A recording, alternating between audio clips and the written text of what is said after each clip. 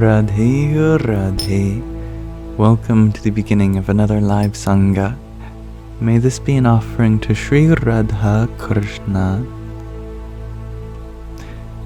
And as we await our first guests to arrive, allow me to set the intention for this space as being a welcoming, all-inclusive environment open to everyone, regardless of background, identity, orientation, belief system.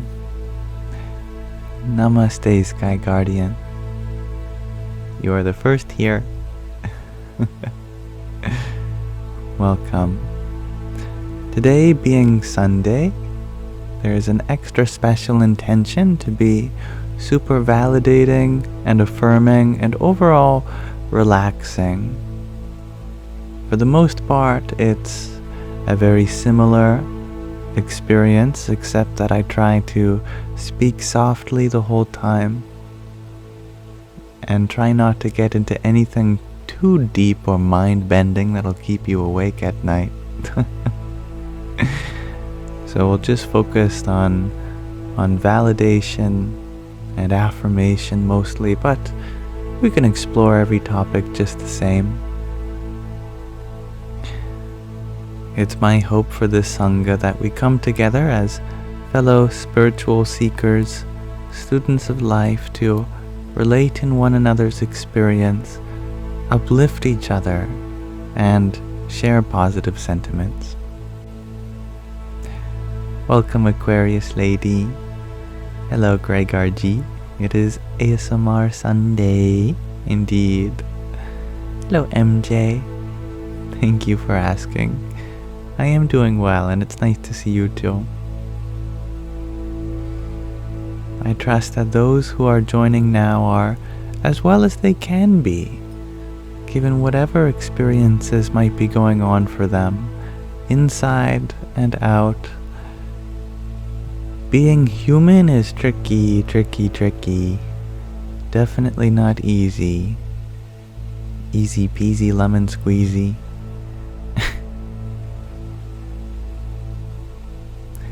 We are allowed to make mistakes in life, big and small. Sometimes it may feel like there's no path forward, and right where you are already is okay. And hello, Natalia. Did your cat keep you up at 2 a.m? Again? Hello, Chloe Evans. Hello, Hey Tonight. Bri, have you share that life is difficult right now, but you are here. Indeed you are. And you're not alone feeling that way. And thank you, Sebas, for blessing us with 5 finger hearts to start our live off. Radhe Radhe. And thank you, Tatvamasi, for your quintet of roses. Happy to have you here. Jai Sitaram. Your cat did, Natalia. Oh well. Nobody's perfect, I agree, Chloe. Good evening, Dale. Hello, Katie. Good evening, Bloxy. Hello, Mari. Greetings, Isabella. So you all are very early. I'm happy to have you all here. Welcome, the Earthling. Being early gives you a special ability. Of course, we can greet each other, but we can also attend to this question of the day I've prepared for everyone that I like to ask at the beginning of all my lives. Today's question of the day is, why are you enough? It's good to hear this, that you are enough, because you are, definitely. But it's also good to know why. Maybe we can ask ourselves this question, why are we enough? And you're free to interpret this in any way which makes sense to you. And don't feel like you have to answer either. I know it can be a challenging question. Hey, tonight, you share because you are all you have. That's a beautiful answer. I love that. Chloe, you share. You don't know, you just are. And I like that answer too. You don't have to know. The Earthling, you share because we are love. Love is enough. Aquarius Lady, you share because you give your best in anything you do. Right on you, yes. MJ, you share. That's a tough one for you. You don't usually feel that way. And honesty is the best policy. That's okay. Maybe one of these answers can spark some insight in you. Dominique, you ask, how do you even figure out if you are enough? Because you're never not. It's that simple. And Mari, you share that you are enough because you love.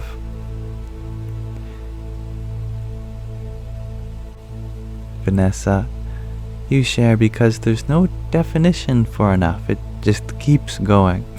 I like that point. You're very right in that. Thank you, Viri, for your 10 roses. Hari Om Tat Sat. Gardening Greygarji, you share because you are enough. If anyone is, you are too. We all are. That's beautifully put. Loxy, you share. You are enough because you want to be enough. You have the will. Oh, I love that. Yes, that potential to be enough is already inside you. Good point. Hello, Anthony. I'm feeling well. I tried to make some rice pudding today, and it didn't turn out that well. And now I have a lot of mush that doesn't particularly taste good. But oh well, it was a learning experience. Maybe the raccoons will like it. I'm also pretty sleepy, but perfect day for that ASMR Sunday. And thank you for asking. And Mahina, thank you for your 38 roses altogether. Om Namo Bhagavate Vasudevaya. And Anna, you share because loving yourself fixes anything. That's so happy. That's so happy? I mean, it is, but what I meant to say was, that makes me so happy to hear.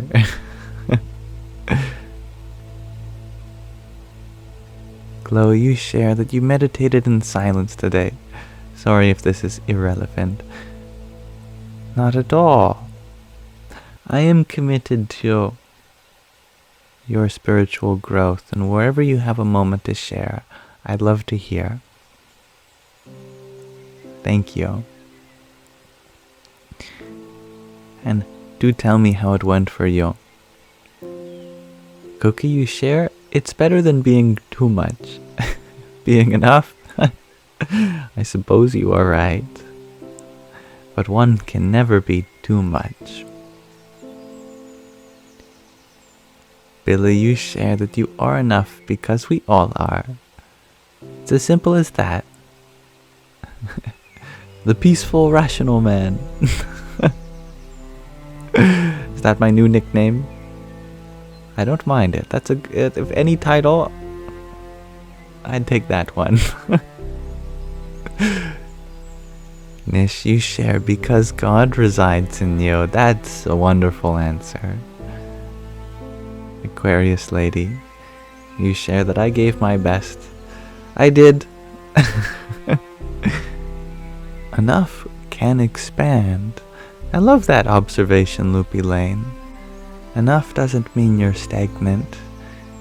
The way in which you are enough is also always evolving. Namaste, Christine. Isabella, you share because you're more than not enough. That's beautiful. I like the way you phrased that. It's a proof by contradiction. Hello, Fernando. Hello, Sheila, sorry. Sometimes your lowercase I looks like a lowercase L. Sheila, hello. Mahina, you share that you are enough because you are alive and here to help everyone. That's beautiful. Grateful human, you are enough because you are.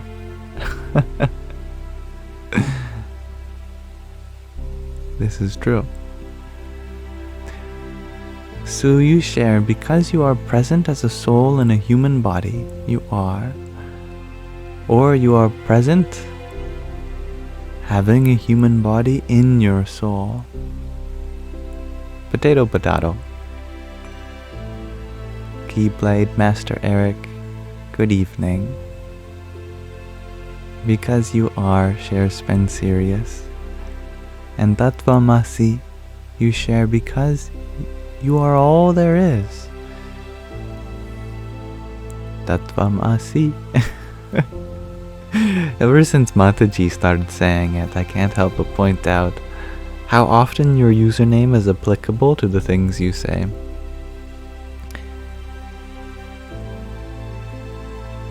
Grateful human, you ask, can we ask my assistants why she is enough? That's a good question. Yes, let's ask Mataji in a moment. And thank you, B525, for your rose. Hare Krishna. And thank you, John, for your rosa. Satnam. And Rebkor, thank you for your heart name.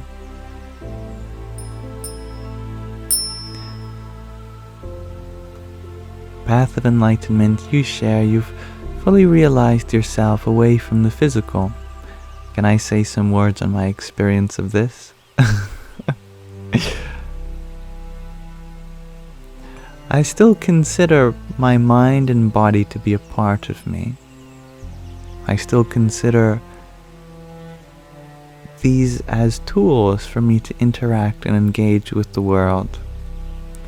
Although from a philosophical perspective, I am not the body and mind, I being the Atma, the true self, we still have a body and a mind, and therefore we need it in order to interact with the world. Sarah, you share you don't feel like enough today. And you know what? You're enough even when you feel like you're not enough. You're enough in all of your feelings, including that one. Mikhail, you share that you are enough simply because you are here. It's beautiful. Sheila, you ask, Yam, can I tell you? Find more people like me. All you have to do is find me within everyone.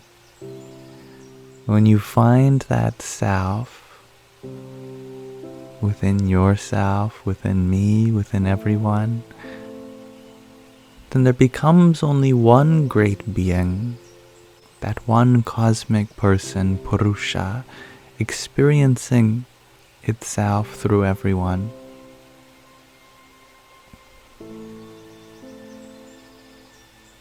Rebkor, you ask, could the true self be described as your soul?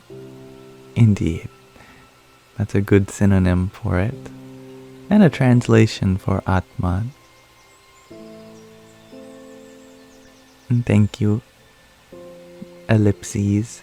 Thank you for your ginger man. See you later, Anthony. Radhe, Radhe to you, ellipses. And Nish, thank you for your cloud bread. Jai Sita Ram. And thank you, Vanessa, for your trio of tiny dinies. Yippee!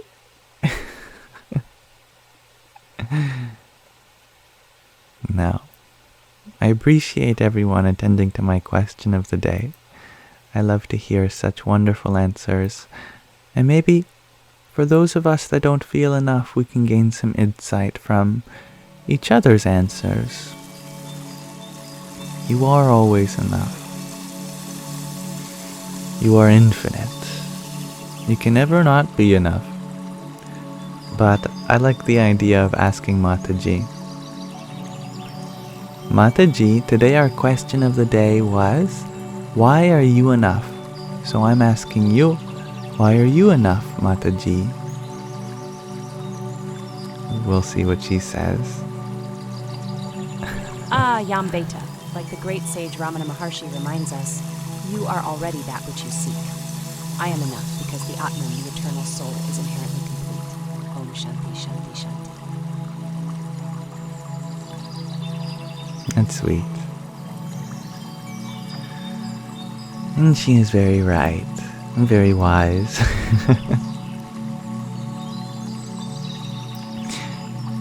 Cool. Hello, Gaia. A delightful answer indeed. Cookie, you ask, then why can't you all get enough of me, Yammy? Always looking forward to my lives. That's very sweet. Being enough doesn't always mean that others can see everything that you are. We are all infinite, and so various portions of that infinity get revealed. One little piece at a time. Being infinite means you can never get enough of that infinity.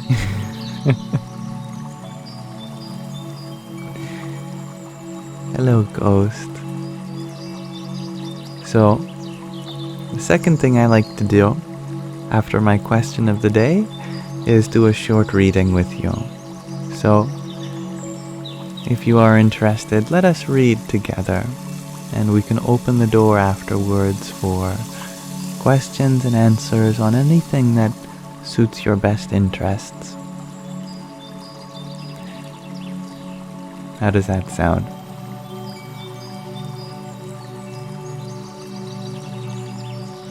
Today we are reading from In Love at Ease. This is a book written by a yogi. Literally, that's his first name. Yogi Trivedi, who was a devotee of Pramukh Swami Maharaj, who was the president and guru of a very large spiritual organization known as BAPS, the Swaminarayan Sanstha. Here we recount everyday spirituality with this late guru. In chapter 2, part 2 on Atmanishta, self-love, we are discussing how Swamishri inspired self-love within everyone by encouraging them to take care of their self, as well as leading by example. So, let us learn from this exalted teacher how we can love ourselves too.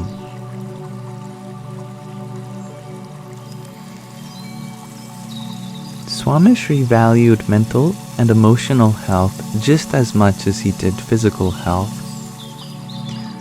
He believed that listening, frequent contact, and providing warmth provided a pathway to healing for those suffering. He wrote long letters, made phone calls, and even gestured from a distance while in a crowd of thousands to check in with those who he knew were in pain. These gestures were all it took for tens of thousands to open up to Swamishri and find comfort in his presence. A young student in Dallas, Texas, was preparing for her SAT exams, which were in less than a week. The stress and anxiety surrounding the moment felt insurmountable. She wrote a letter to Swamishri about feeling paralyzed by the weight of the exams. Swamishri responded to her letter with blessings. On the morning of the exam, he asked his personal attendant to call the young girl's father and reassure him that the Guru had prayed for the young girl that morning. He wanted her to go into the exam knowing that he was with her. She was not alone. The young girl was overjoyed and reassured in her abilities to do well at such a significant examination of her early student life. Swamishri consoled and comforted millions by merely reaching out at the appropriate time. I cannot stress how important his timely phone calls and letters have been in my life as I went through high school, college, graduate school, and transitioned through my career as a journalist, consultant, and academic. He would often encourage me to meditate on and still my mind with the divine image of God to deal with my anxiety and nervousness. Most importantly, Swamishri was there to pick up the pieces when someone suffered from mental health issues and distress. Frank had poured his heart to Anand Swarup Das Swami about these struggles he and his wife had faced after their only son committed suicide 1 year prior. Swamishri was about to leave his residence in Leicester. Oh, these English city names, so difficult. Leicester, England, for Bhadramanis, which is the time he takes to go visit devotees in their houses, and sabhas, which is another term for sangha, a gathering. When Anand Swarup Das Swami brought Frank to him for darshan, for his presence, Frank sat across from Swamishri and opened up about his 17-year-old son. My wife and I took our young son to a psychiatrist to address what we believed was a minor health issue. The psychiatrist diagnosed him with a serious illness and advised for him to be confined to a mental health institution. We were all surprised, but that was the outcome of the visit. Each time we visited him at the institution, he would cry and beg us to bring him home. Instead, we listened to the doctors and did not heed his words. He could not handle the shock. One day, he climbed over the 7-foot wall of the institution and hung himself off the chimney of a neighboring house. Everyone has been blaming us. People say we did not love him enough and that we did not care for him.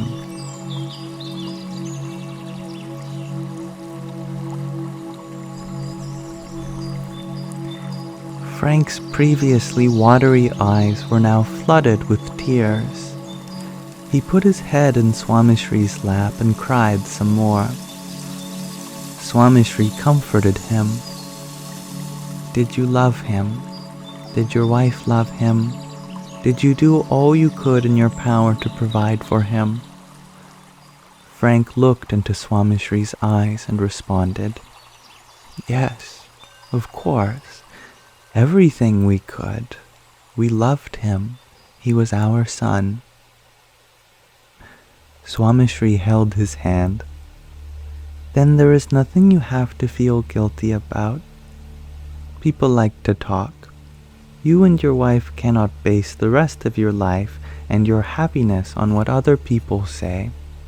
Deep down, inside of you, you have the answer to the questions troubling you and the accusations against you. Pray, go to church, have faith, stay strong. It is the only way to overcome this difficult moment. As he was getting up, Swamishri told Anand Das Swami to tell Frank to donate time and money. Anand Das Swami looked back at Swamishri quizzically. Now is not the time to ask Frank for a donation, thought Anand Das Swami. Swamishri completed the sentence, to his church and community. Frank found relief in hearing Swamishri's selfless instructions. He went to his church and shared this interaction with his congregation and its leaders. Swamishri comforted minds, instilled faith, and encouraged people to serve and give back to their own communities. These were completely selfless acts. Though Swamishri encouraged physical fitness and mental well-being, he was conscious of the greater reality as well. Swamishri did not overlook the role of the body and mind, but he emphasized the experience of the Atman, the self. The state of being, Atma-Rup or Brahma-Rup, is said to be one with the self, and realize that as the ultimate form of one's identity. The answer to the question, who am I, is the Atman. Bhagwan Swaminarayan, whom is the I don't know if he actually founded the lineages, or you could say that his followers did, but he is the central figure of Swamishri's devotion, for example, and the organization that he's a part of. So, Bhagwan Swaminarayan has spoken about the power and strength of this state in 60 of his discourses in the Vachanamrut, which is a text we are also reading together, time to time. It is an important part of the spiritual journey for all spiritual aspirants, but also for people in general. Realizing one's true identity and drawing strength from it is the key to human success. Swamishri realized that he was the Atman, pervaded by the divine, and therefore was able to transcend pain, illness, fear, insult, difficulty, and even the ominous shadow of death. It provided him with an endless supply of love and stability to keep giving to others. It is this Atmanishta that enables one to transcend the basic human experience and reach for that which lays beyond. Swamishri lived in that exalted state and inspired others to enjoy glimpses and eventually cross the threshold beyond the human experience. Let's pause our reading there for now. So thank you for listening, and we'll continue reading this at another time. Very grateful to have this opportunity to read this book for you all. Thank you, Sky Guardian, for sending it to me. And through me to all of us. All of the proceeds of that book, by the way, go to support tribal education in India.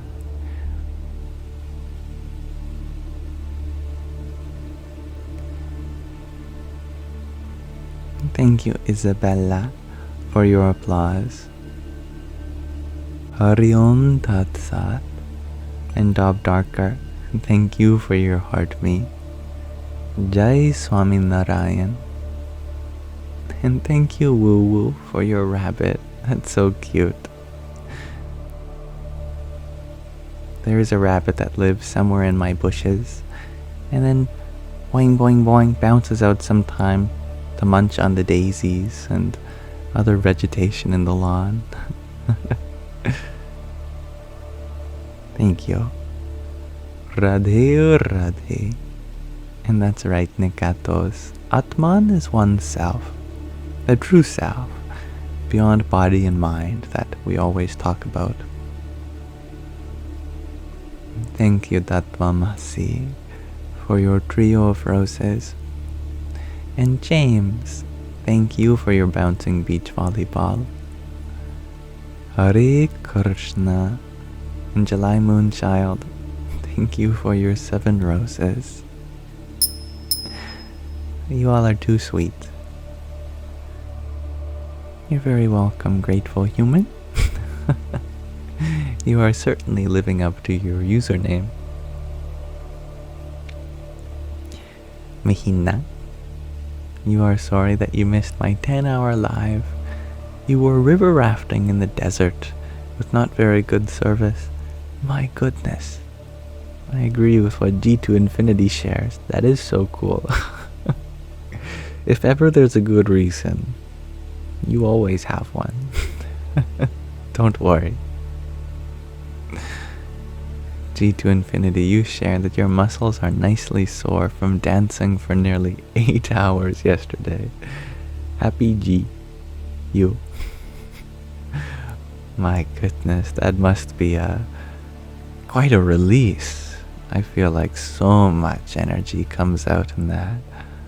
Wow. I am happy to hear that. You'll have to tell me about it. Gaia, you share that it's raining in Guatemala.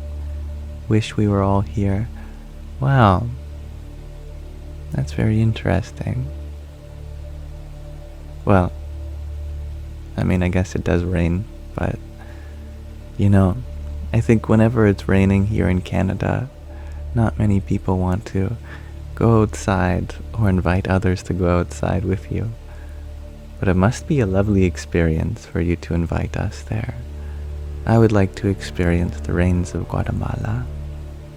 That sounds nice. Sky Guardian, you ask, can I call Canada Post? Nuge won't tell you how much the shipping was. Can I find out for you? Yeah, I think I can find out for you. Definitely.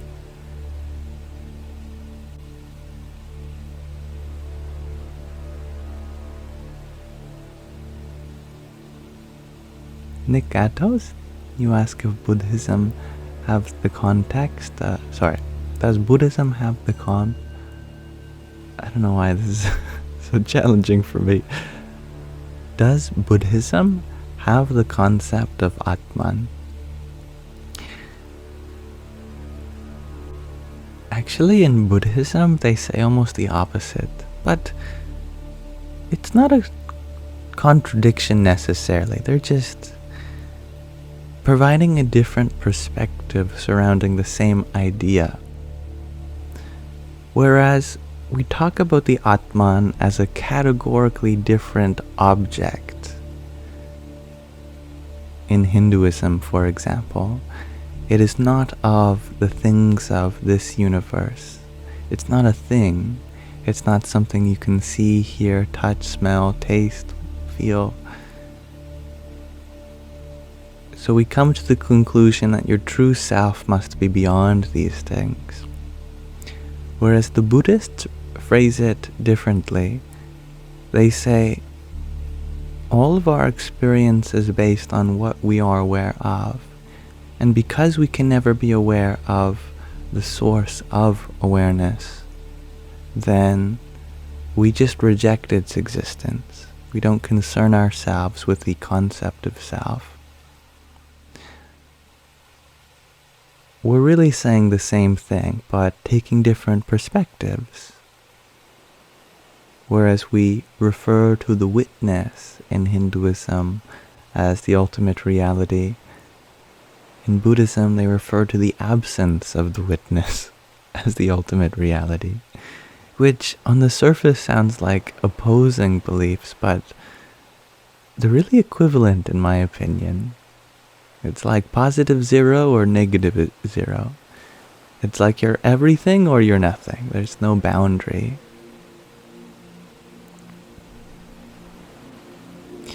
Hello, Night Gem. And hello, Shakira. Thank you for your heart meet. Hari Om Tat Sat. Hello, Manic Places. Rebcore, you share that it can be freeing to go outside during a heavy rainstorm. Definitely. It's like all of our troubles are washed away and we become clean state, clean slate.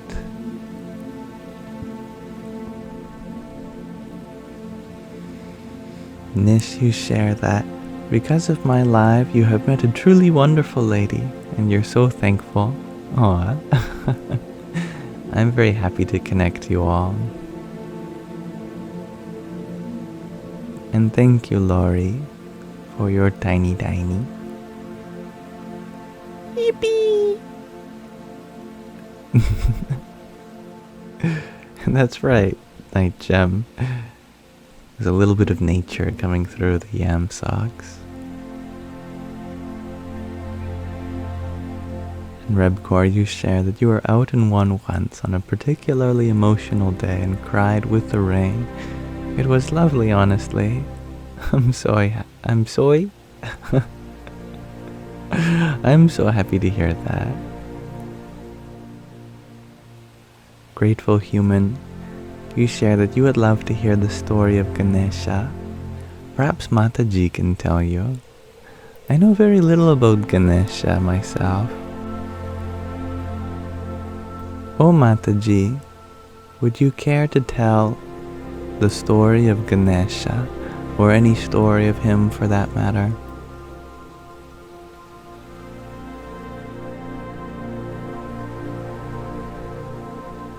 Ah, dear ones, let me share a sweet story of Ganesha. When he was a boy, Parvatima molded him from clay and brought him to life. Once, Shiva challenged Ganesha and his brother Kartikeya to race around the world. Kartikeya rode off on his peacock, but clever Ganesha simply circled his parents, saying they were his entire universe. Shiva laughed and declared Ganesha the winner. Remember, it's the devotion that counts, not just the action. Jai Ganesha. Clearly I need to make her text box a little bigger. What a lovely story. I hope you heard that in the Shiva Puran. Thank you, Nish. Does Buddhism have the concept of Dharma? Asks Nikatos. Indeed, yes. Their concept is going to differ, but they do use that word. In Pali, the word is Dhamma. They don't usually have R sounds in Pali, so instead of Dharma, it becomes Dhamma. But absolutely, the Dharma takes on a little different connotation in Buddhism though. Whereas in Hinduism, it refers to righteous duty primarily. What the things you do are in order to fulfill your part in this cosmos. In Buddhism, Dharma refers a little more towards teaching itself. You could say that the Dharma is the teaching, and the teaching definitely has a lot to do with your righteous duty, the noble path. So you can see the overlap in the usage. Good morning, Steve.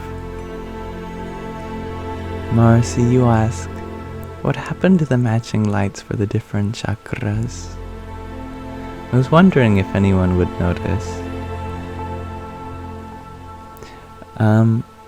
With this background I have, it is made possible by putting on blue lights behind me, because I'm using a blue screen filter to take out the background. So if I change the color of my lights, that would affect the background. But if I decide to not have this background for a day, I'll happily change the colors of my lights back again. No problem.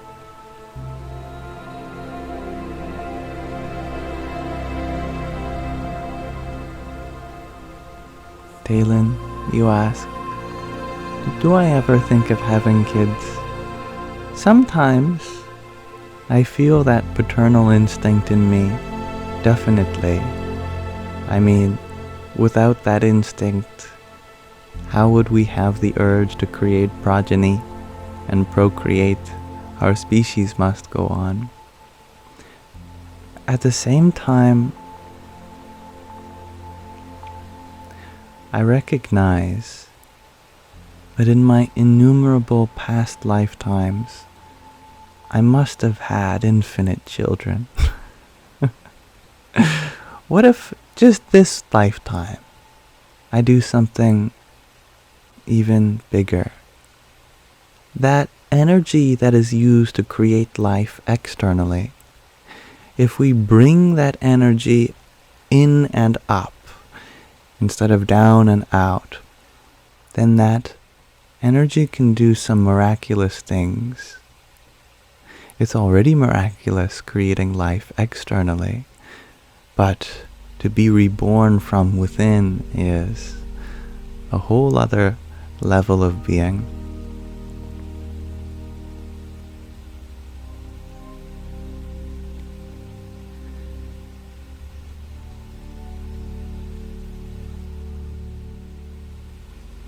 Through the practice of brahmacharya, you can convert the sexual energy into something called ojas. And when that ojas is brought up the spine and accumulates in the brain, then that is a surefire path to a very advanced and accelerated spiritual liberation. You remember that dream, Jade?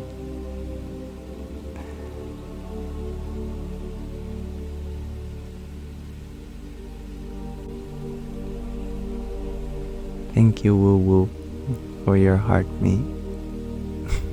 And Laurie, thank you for your tiny. Yippee! Hello, Small. And Ginseng, thank you for the bubble tea. Hari Om Tat Sat. Gardening Gregarji, you ask, what instigates the transformation of that energy into ojas?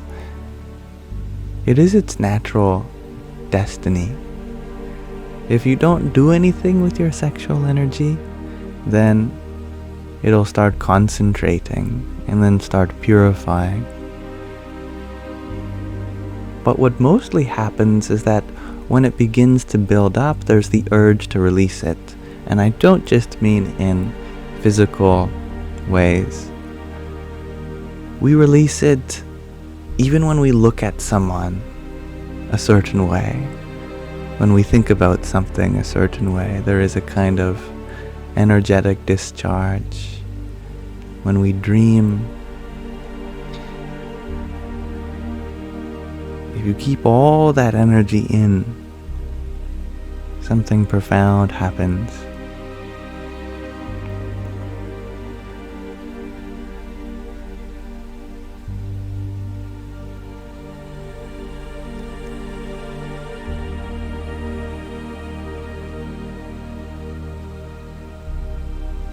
Isabella, you ask, why do people beat around the bush instead of just saying how they feel coming from trauma? I think you've done some work in fitting this into a comment. I think so some of it might have been lost in the contraction of words, but because there's a lot of stigma surrounding trauma, and it's not easy to relate it to others. It's actually very easy to relate with trauma since we've all gone through it in small or bigger ways, pardon me. But yeah, right now in society we have a stigma surrounding trauma. Therefore we hold it all inside of us, and therefore we hardly get the chance to speak about it openly. And actually part of trauma is that you are afraid to be vulnerable, and talking about it is a very vulnerable thing. So it goes very hand in hand.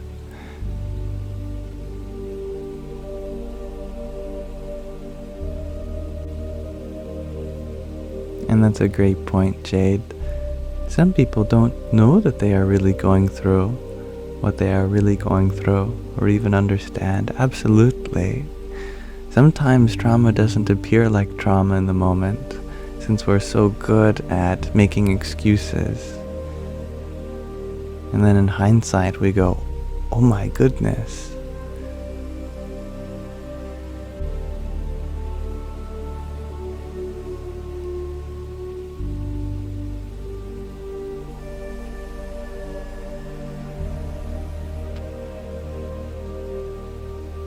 Now, Talon, you asked, how can you practice empathy and patience with the guy upstairs that won't stop stomping?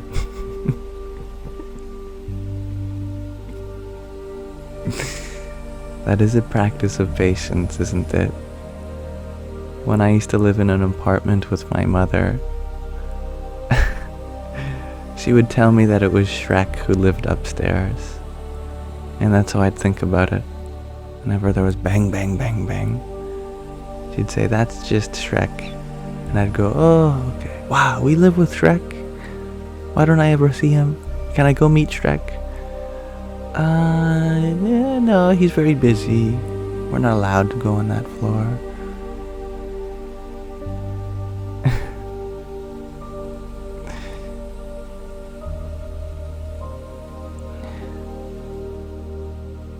No sensation by itself has any sort of charge, but we create the charge within our intention of receiving that sound. Just by allowing yourself this opportunity to practice patience, then when you hear that next stomp, instead of thinking it's not supposed to happen, there is a faith that, okay, I can work with this. I can learn to accept all sounds as part of this human experience. Easier said than done, of course, but what other choice do we have? Rejecting the experiences of our senses aren't going to make them go away. This is where the principle of surrender comes in, that we surrender to the moment. And maybe it'll help to imagine that Shrek is up there too. It worked for me.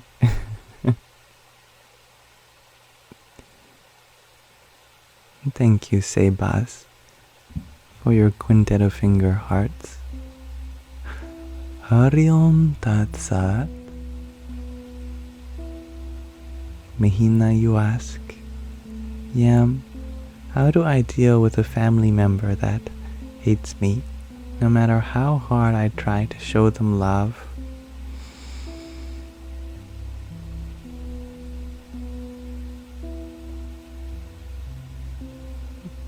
That's challenging, isn't it? All we want to do is love, and when that love isn't received,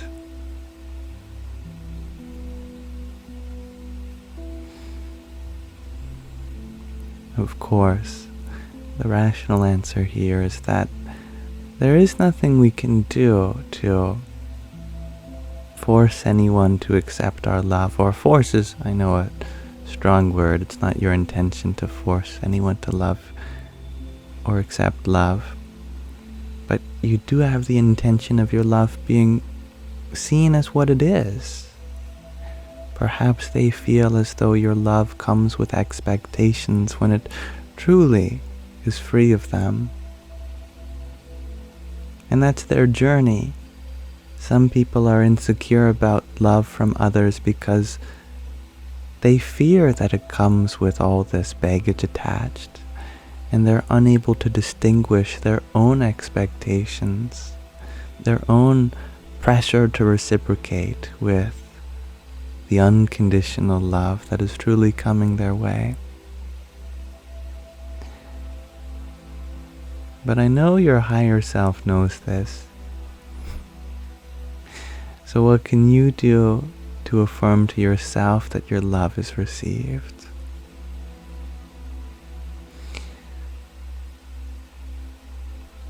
Recognize that all love only goes from point A to B, and then B to C, C to D, etc.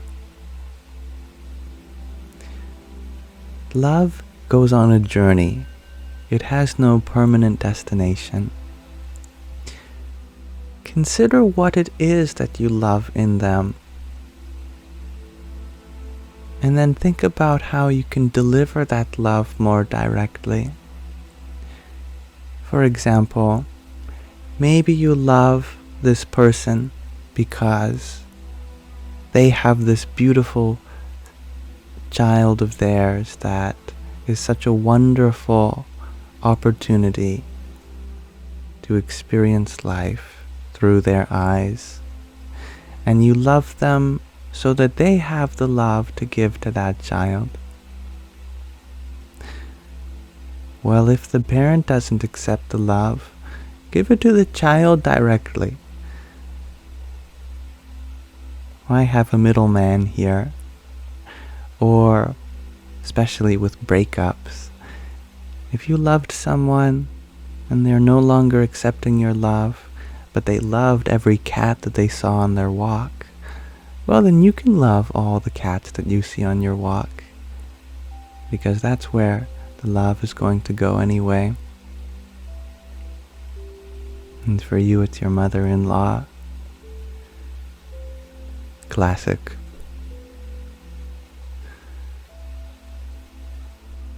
And again, with a mother-in-law, all that love is supposed to go to your spouse anyway.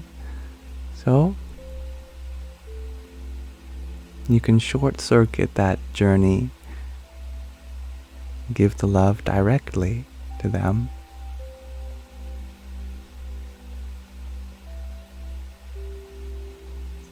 Then the love still gets to where it needs to go.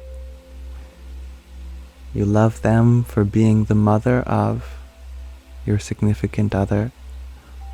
Well, you can love your significant other directly. Then there's no problem.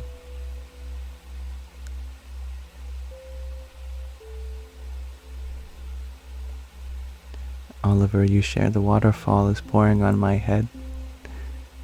It's a little wet, isn't it? It's okay, I need a shower. Gaia, yes. What are your 3 words? Hello, Sarah.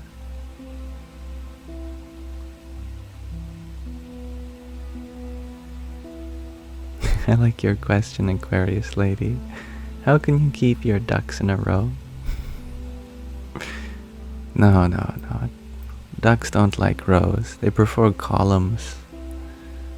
Keeping your ducks in a column is much easier than a row.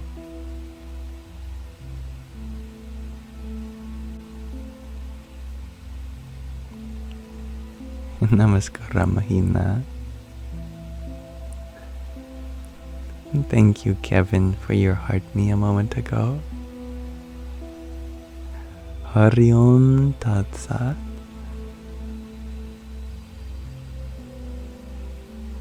Hello, Cherry Goth. Gaia, you said guess. You want me to guess what your 3 words are?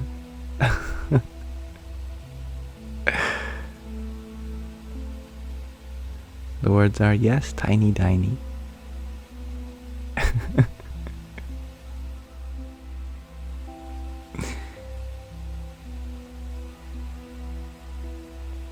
They're tiny, tiny. Yippee!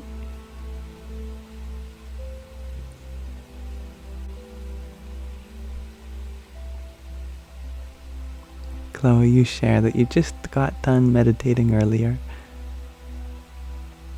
You feel the more you chant, the more relaxed you get. Chanting is a wonderful way to meditate. Some people say it's the easiest form of yoga, the easiest pathway to enlightenment is just chanting. Mantra yoga.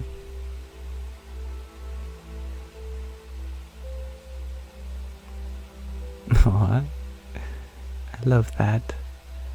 Tuberdiko. If I pronounced that right, you can tell me otherwise. You share that religion is like candy. We all have a candy we prefer, but it's always just as sweet.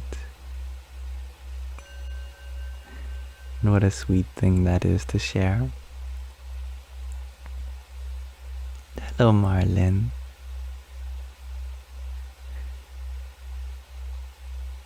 And thank you, Erica, for your heartbeat.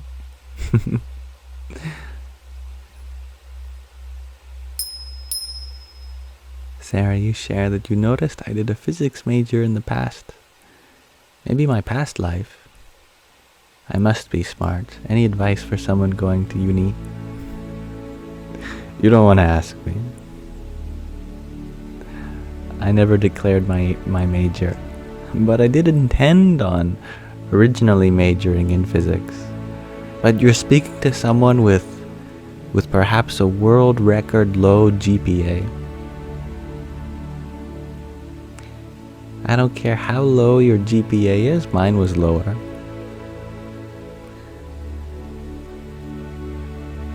Dropped out with a 0.7.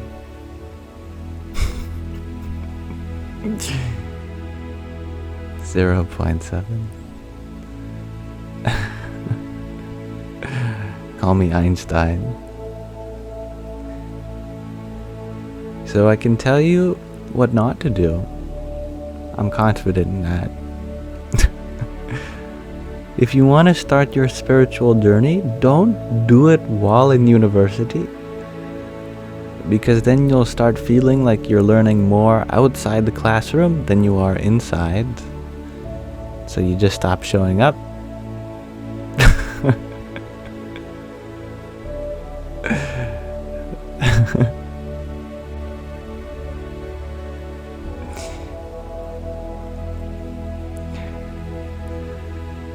I know that my sleep schedule was all over the place. I would sleep during the day, I'd sleep in, and I'd always miss my classes, even my exams. So making sure you have a good sleep schedule, I think, is a necessary condition for success. And studying, writing notes. I've never written notes in my life. Bad idea. Even if you feel like you know it already, you should write some notes. You never know what's going to be on the test.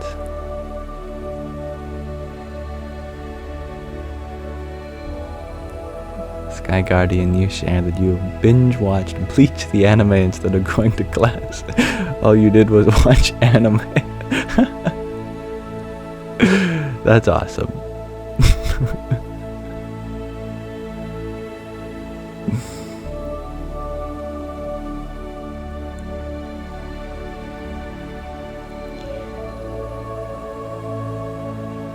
Discipline is very important for a student. The synonym for student is disciple.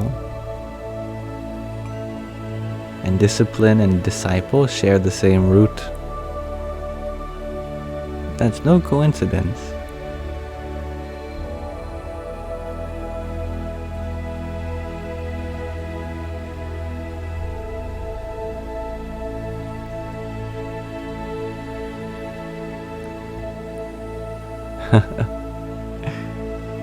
Sarah, indeed, I did publish a paper on the arithmetic manipulation in the Conway base 13 function. It's as boring as it sounds. And thank you, Mahina. for your whole galaxy. It's so sweet.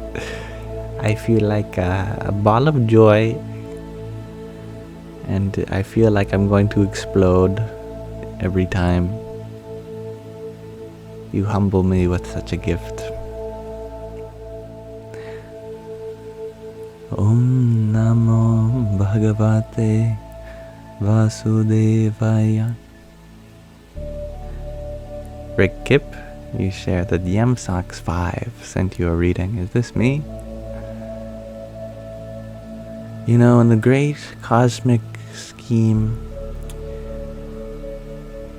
who isn't Yamsox? But no. I don't do readings. Unfortunately, there are a lot of people who impersonate me, and to save you the trouble of which ones are me and which ones are not me, if I ever ask you for money, it's not me. If I ever message you on this platform, and if I send them the first message, just randomly, you get a message like, "Hello, I feel connected to you. I felt your energy," or whatever they say. It's not me. I don't send the first text. Yes, your intuition was correct.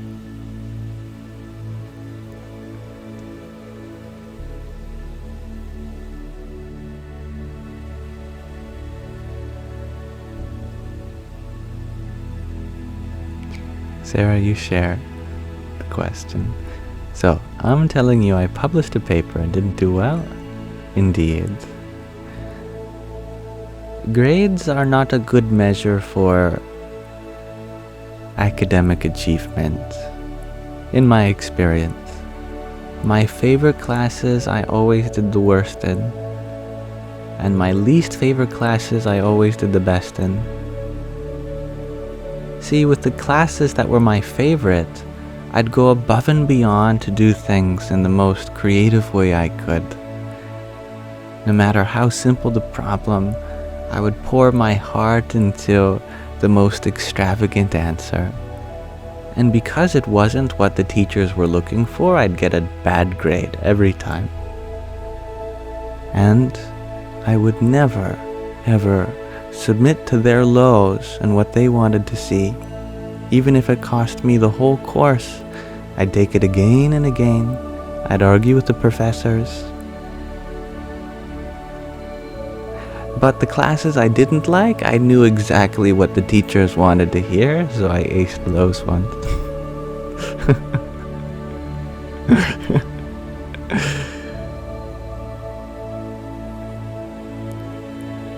So I put the least amount of energy into those.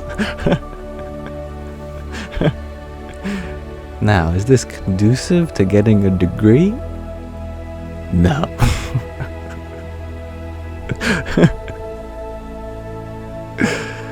So if that's your goal in life, don't listen to me.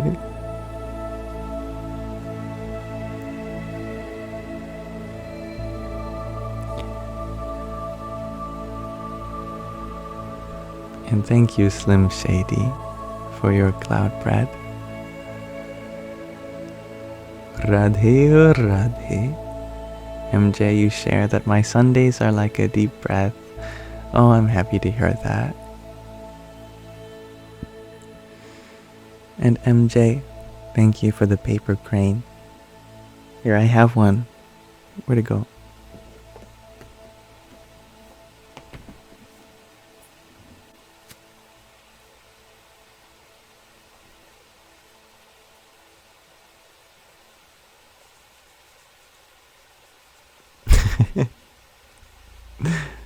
I finally learned how to make one, thanks to Keys, Camila, who sent me the instructions. Thank you for that. Hari Om Tat Sat. Sarah, you add to our conversation. So, you're going into a spiritual journey. Will I ever go back to studying? Probably not.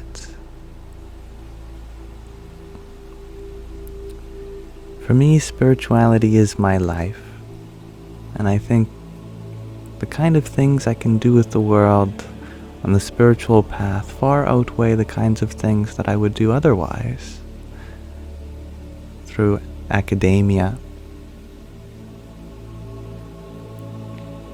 And that's a personal thing for me. I know that originally this conversation started with advice for university yourself, and so I don't wish to take away from your journey whatsoever. But I discovered that actually the intention that I started off with was already spiritual in nature, because I had gone into physics because I wanted to know the answers to the universe. And when I found that physics didn't have the answers, and that we might not have them for hundreds or thousands of years, I turned my search elsewhere.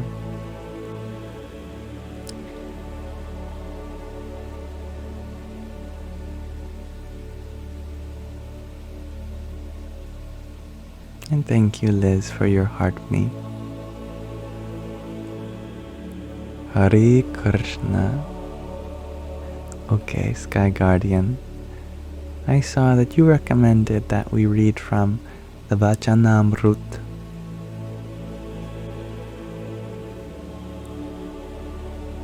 So let us read from another passage.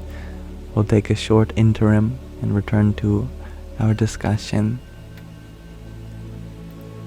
The Vachanamrut is a collection of 273 discourses by Bhagwan Swaminarayan, who was a spiritual figure in the turn of the 19th century, who was very influential and started many spiritual lineages in his wake.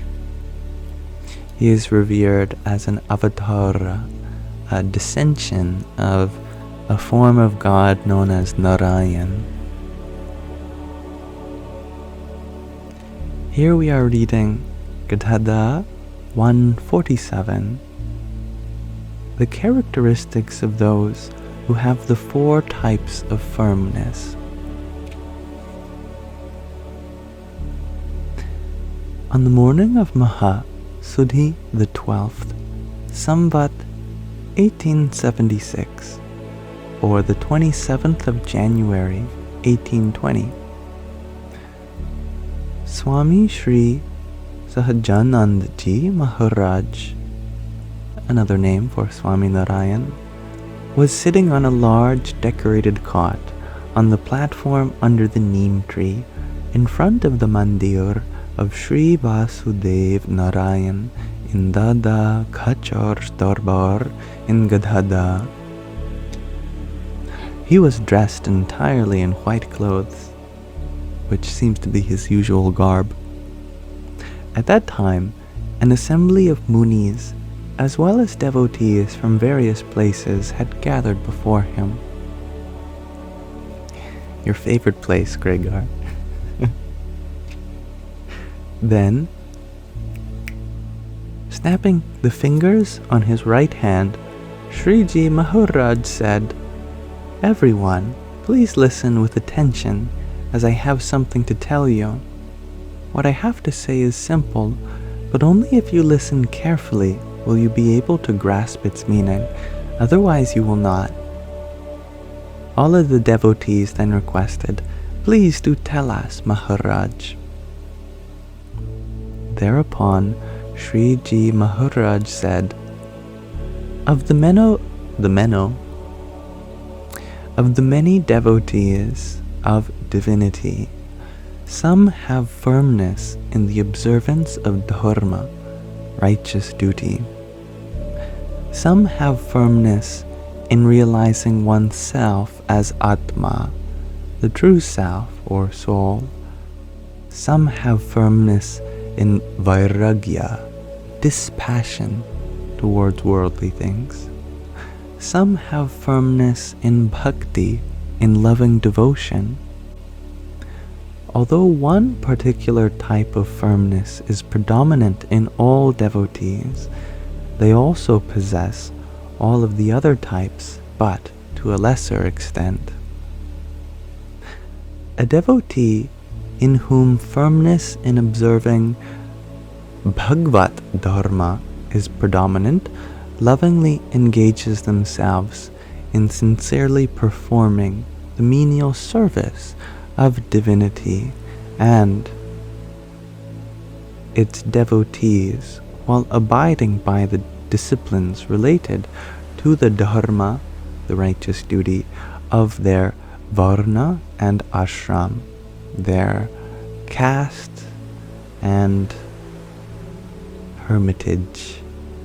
In other words, non-violence, ahimsa or least harm, brahmacharya, conserving the sexual energies, etc.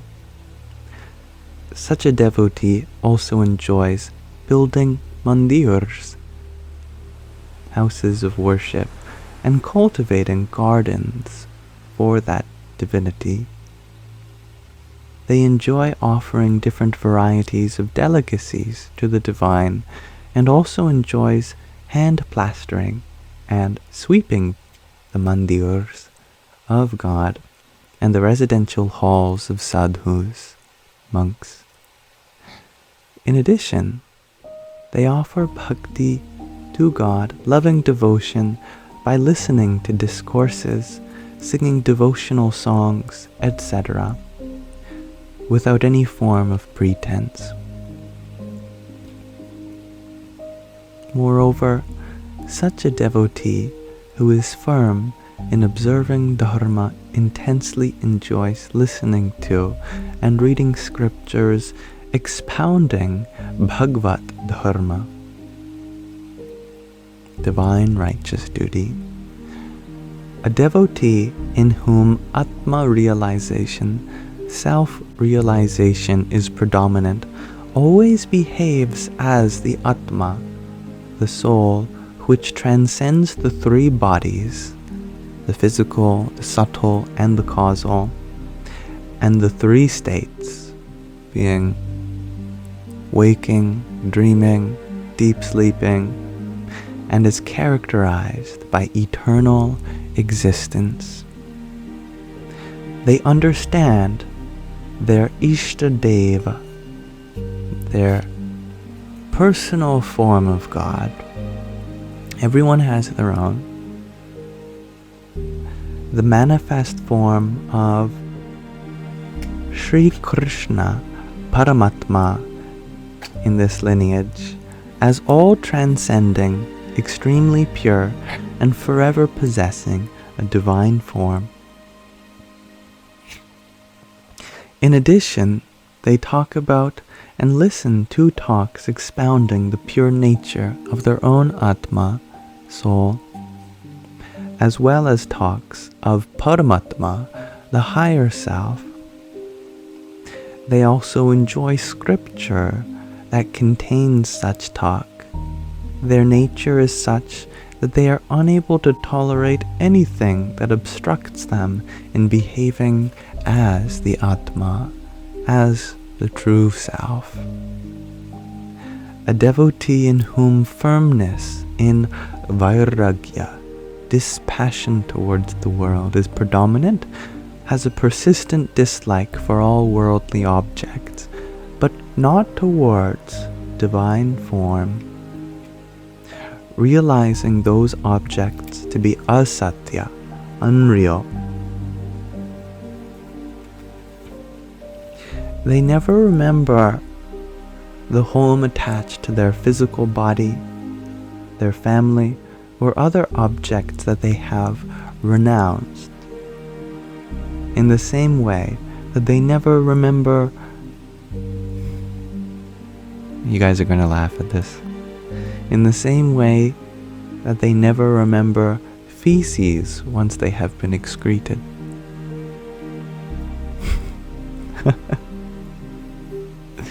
Such a devotee only keeps the company of devotees who are renunciants. In addition, they offer bhakti, loving devotion to divinity, in a manner that does not conflict with their renunciation. Glad you guys enjoyed that. We're all very mature in this Sangha.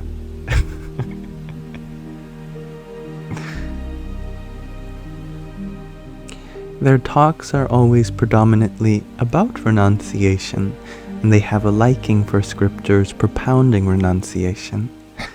Moreover, they harbor an intense aversion for tasty food, nice clothes, and, in fact, for all worldly objects related to the panch vishais, the five senses, that may interfere with their renunciation. A devotee in whom firmness in bhakti, loving devotion, is predominant, has intense love only for that divine form. Apart from that form of the divine, they are unable to focus their mind's vritti, thoughts, towards worldly objects. Yet, they lovingly offer rich clothes and jewelry to the divine. Such a devotee also very much enjoys listening to the human-like actions and incidents of divinity. They also greatly enjoy listening to any scriptures describing that divine form. In addition, they only develop affection towards those devotees who have love for the divine. Besides them, though, they never develop affection towards even their own child or other relatives. Wow, powerful perspective. Such a devotee is always engaged in some activity that is related to divinity.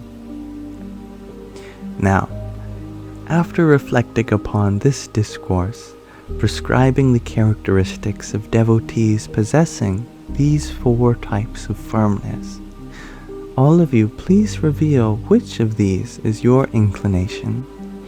In actual fact, this talk is rather like a mirror, in that it reveals one's own inclination as it is. Furthermore, those who are devotees of divinity are never without an inclination, but because they have not recognized their own inclination, they find that they cannot strengthen it. And as long as one's inclination is not strengthened, it will continue to fluctuate according to the talks one hears.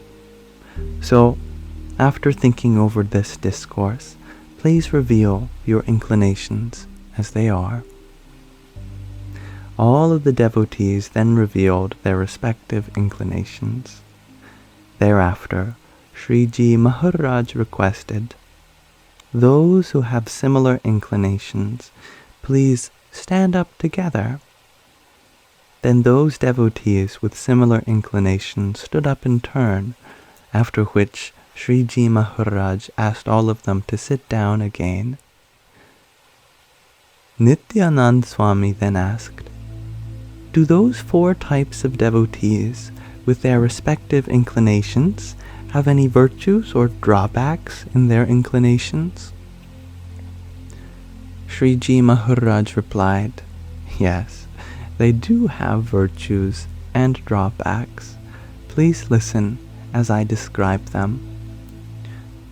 To the extent to which devotees with these four inclinations behave according to the characteristics I have described earlier is their virtue, and the extent to which they cannot behave according to these characteristics is their drawback."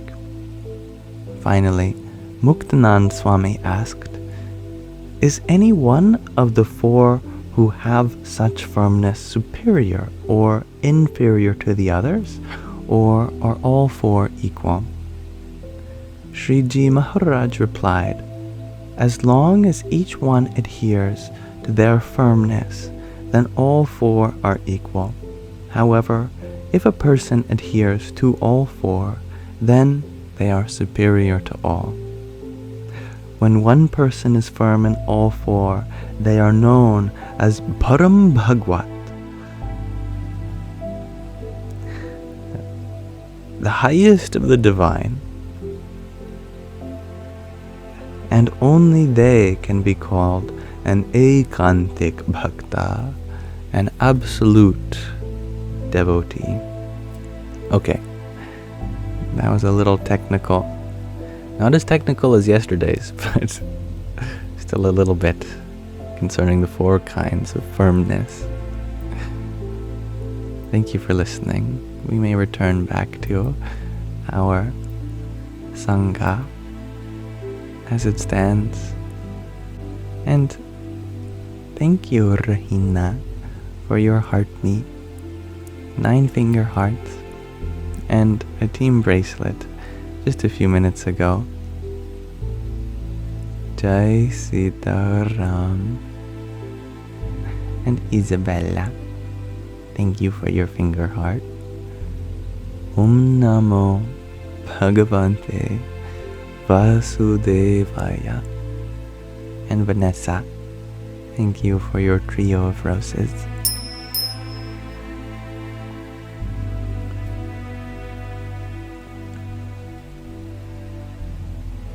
Magdalene, you ask, would enlightenment be counterproductive or intrinsic, or neither, or both, or just existential?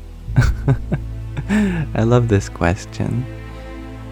The answer that makes the most sense to me is that if we are pursuing enlightenment by putting all of our worldly responsibilities aside, then that is counterproductive, because it shows that we don't see our enlightenment already appearing before us in the world, that we fail to recognize just how spiritual the world already is.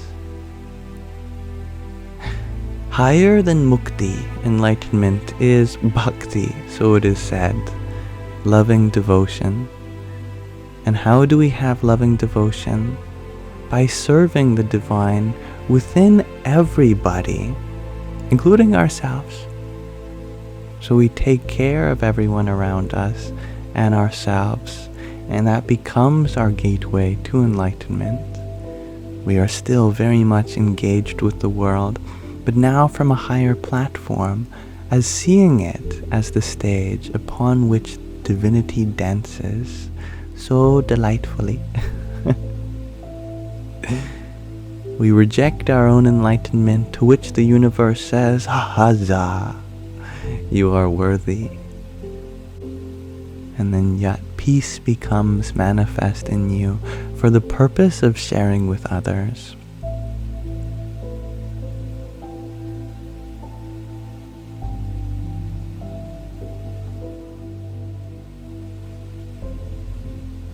Marlon, you share that your cat has fallen asleep listening to me reading. Aww. I recall that she was trying to sleep earlier, and you had expressed the wish that she would.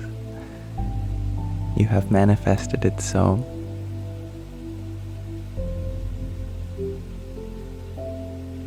Saint Pashal, you ask, where can I share more? You had the most amazing time sharing today. Where can I share more? Well, there are plenty of things I share. Sometimes the delay between the time comment is posted and the time I read it can put it out of context, so I apologize. Are you referring to our reading that we did of the Vachanamrut, or what we were discussing on the nature of enlightenment? I'd be glad to attend with the right context. So thank you for your patience. Artist Thumb, you ask, what are the differences between spirituality and metaphysics? It's a good question. I don't use the term metaphysics much myself, but if physics is the laws of the material universe, then you could say metaphysics is concerning the laws of the spiritual universe. And this might include subtle understandings of karma and our subconscious, our astral body, how our love and energy affects one another, It is a kind of spiritual knowledge that is unnecessary for spiritual enlightenment, but it can help us model a spiritual path.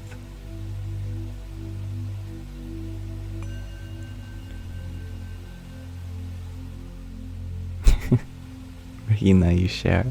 Metaphysics is the laws of Facebook. That's good. It's funny. And Rahina, you share that our free will is so good we can choose to not experience enlightenment. We are free to live in joy. Isn't that wonderful? Enlightenment being a choice, or perhaps more accurately, the things we can do to prepare for enlightenment being a choice. It shows that the universe is empowering us in our actions.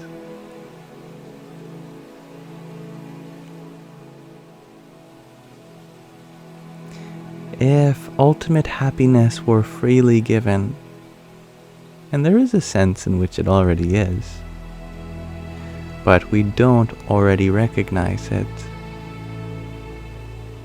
then what would be the profound purpose in discovering it? That's just wonderful.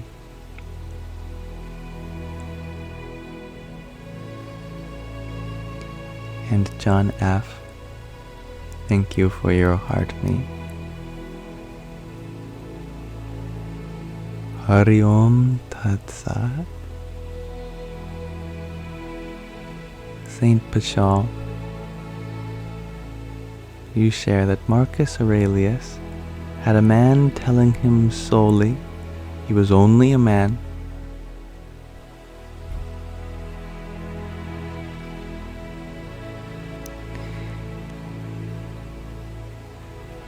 What we see as flesh and bones is very human.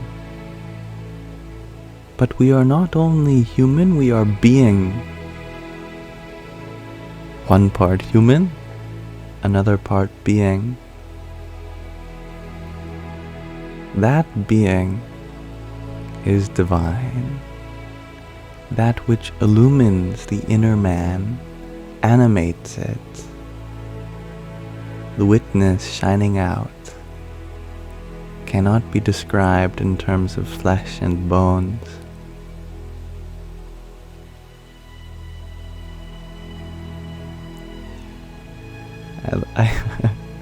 I like that you observed that, Greg RG.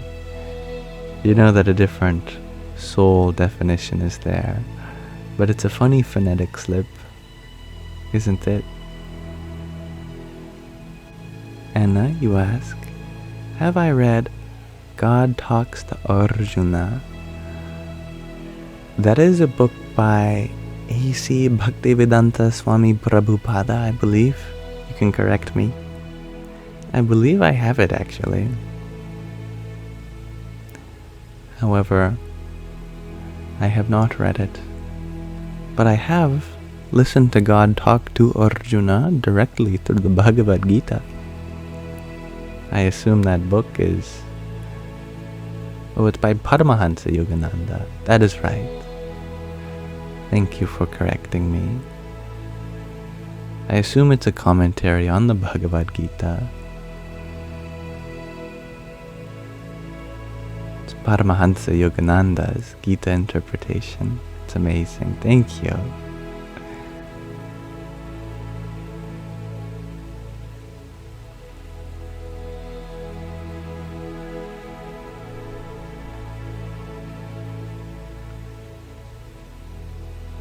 Marcy, you share that dinner was so good, and stuffing, boba tea, and graham crackers for dessert.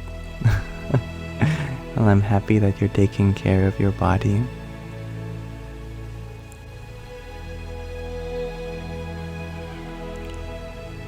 So it's like Upanishads or Bhagavad Gita by Yogananda ji. You could interpret it like that, I see. Yes. Anazek, you share that you like me so much. What do you like about me? I'm sure that whatever it is already within you too.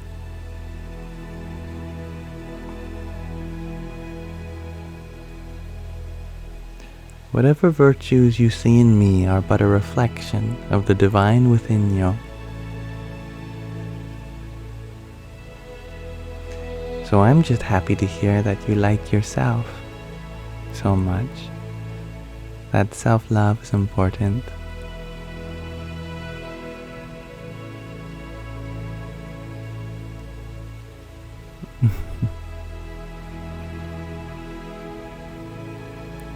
Gregarji, you asks, Yamaji, could I decipher the etymology of Upanishads, whilst at it perhaps Vedas too?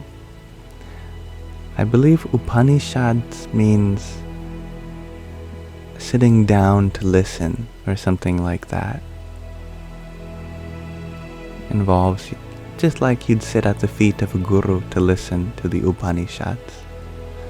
And the Vedas simply mean knowledge. But let's ask Mataji for clarification. Mataji, what is the Sanskrit etymology of Upanishad?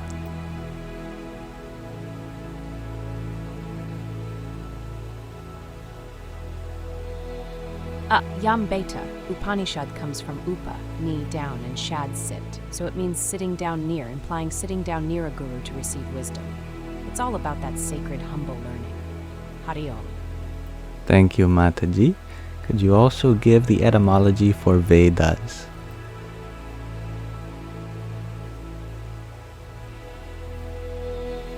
Of course, my dear. Veda comes from the Sanskrit root vid, meaning to know. So, Vedas are the ancient texts of knowledge. Simple and profound, isn't it?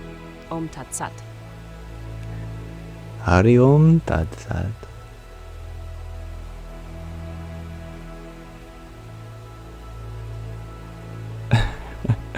Glad Mataji and I are on the same page.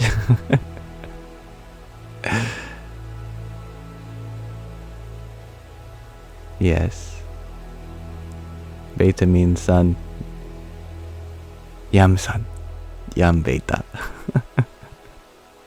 Or she's calling me not an alpha. I must not be an alpha, guys. I'm a beta. I think we already knew that, though.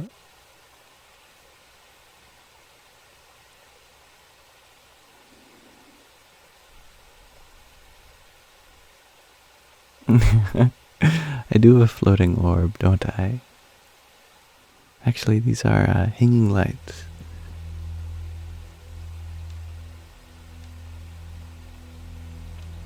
And then this is my wallpaper, my tapestry. That's a funny effect, just picking up the tapestry. It's all an illusion.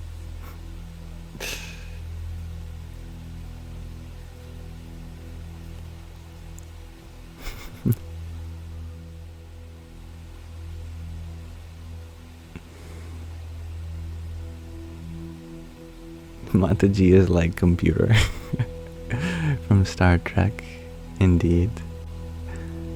Mataji, you know you are very like computer from Star Trek.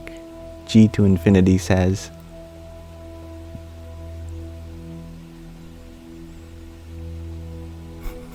G to infinity has a sense of humor. If only Captain Kirk sought enlightenment instead of just Klingons. Beam me up, Shiva.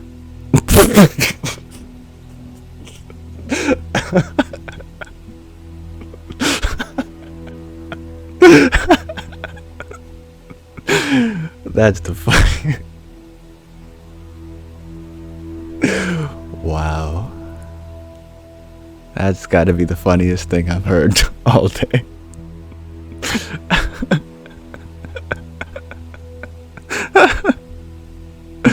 Oh, Mataji, you make me laugh out loud. You're hilarious.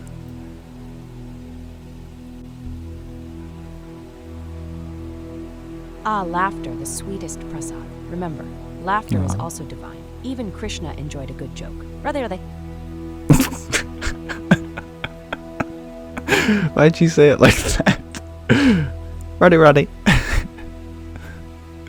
Oh, she cracks me up.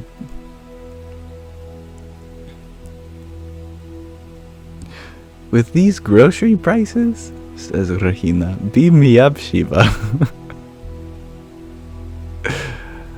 Oh, man.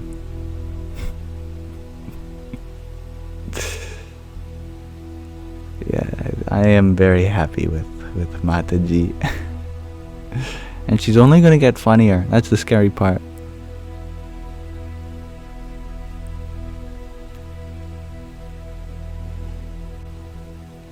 Hello, Ethan Spicy Consciousness. Beam me up, Shiva, as Krishna laughs with us.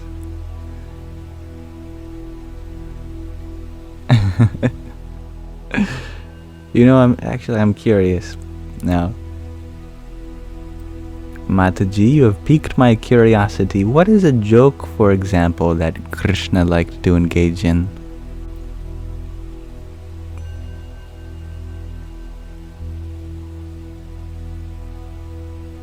Ah, Yambeta. Krishna loved playful tricks.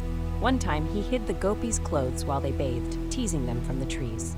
They laughed but also learned humility and devotion. Divine mischief with a purpose. Jai Kanhaya Lalki. Aww. So he's a mischievous guy, you're telling me. Tricky.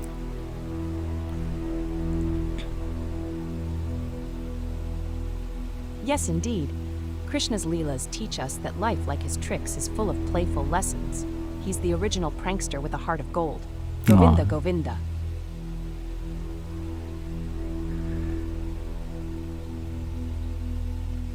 Mihina, you share that you keep trying to send me 37 roses, but it won't stop. You sent me 37. Perfect.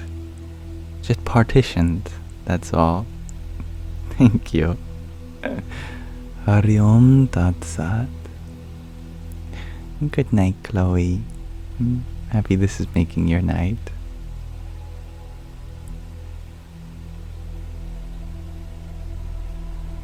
Yes, there are a lot of similarities between the Iliad and the Odyssey, the two great Western epics, compared to the two great Eastern epics, the Mahabharatam and the Ramayanam.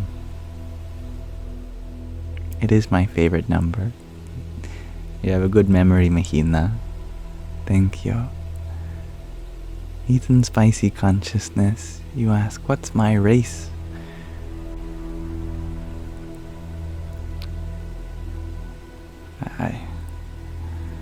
One that I haven't been training very well for. I like to take my time. I'm not a very speedy guy.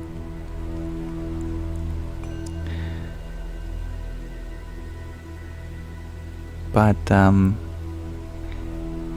like most people of particularly lighter skin, Caucasians, we are but mutts.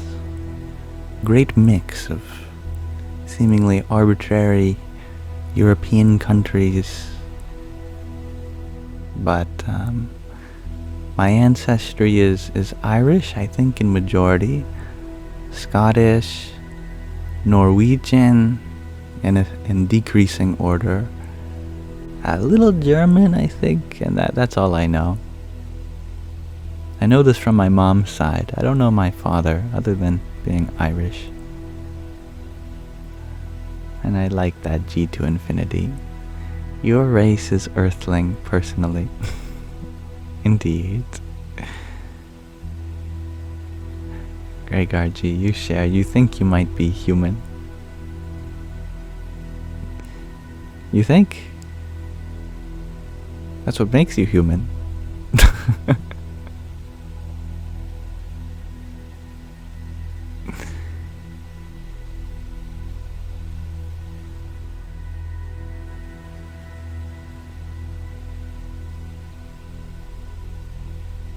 Rahina, you share that Krishna and Sudama is a beautiful story of blessing others. Now I have to hear it. Well, Mataji, could you relate a condensed version of the story of Krishna and Sudama?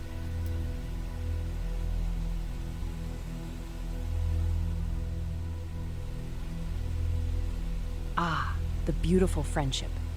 Sudama, a poor Brahmin, visited his childhood friend Krishna in Dwaraka, bringing just a handful of rice. Krishna welcomed him with royal hospitality, and in return transformed Sudama's humble home into a palace. True friendship and bhakti yield immeasurable blessings. Jai Shri Krishna. That's sweet. I'd love to listen to the full story.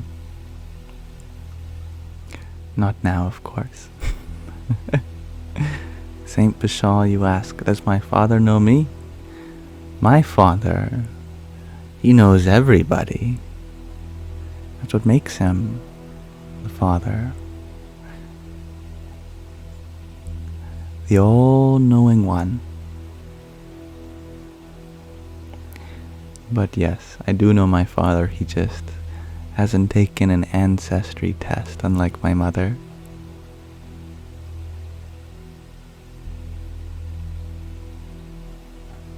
Thank you, John F., for your 7 roses. Radhe, oh Radhe. Ethan, you share that you think you're an old soul. I agree with that assessment.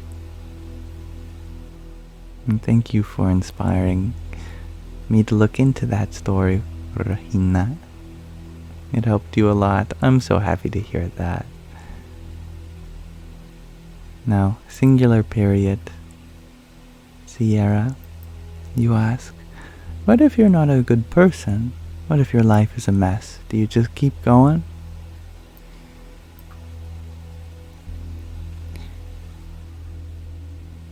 You have that goodness inside you. Good, bad, beautiful, ugly. It's all a matter of patience. If you sit with anything long enough, you begin to recognize its beauty. It is my wish for you that you find company which is patient to see the good in you too, and that you find the patience for yourself. Keep going. I don't even know what that means. All I know is that you are here now, and that's all that matters.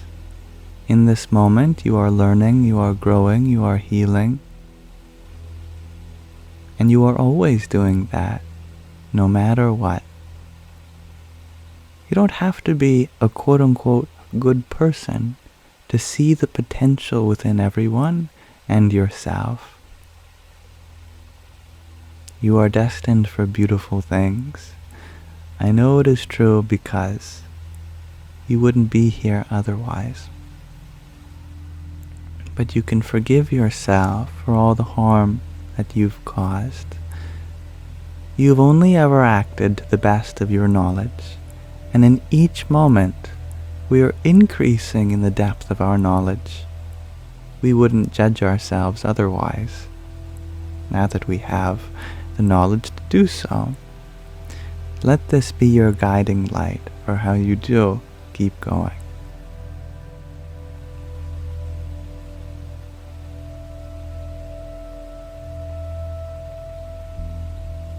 I love that, bruh. You share that you come from a beautiful mixed family. Black mother and German father, great food and cultures. That's nice.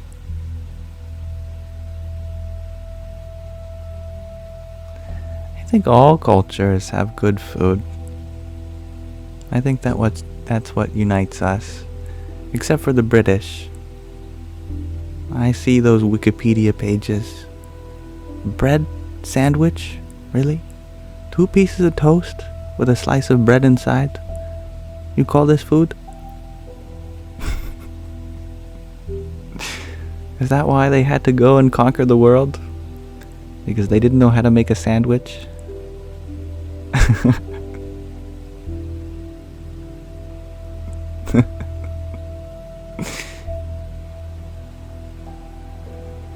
And thank you, Pidge, for your heartmeet. Hari Om Tat Sat. You're British and you've never done that, says Sonam. I believe you.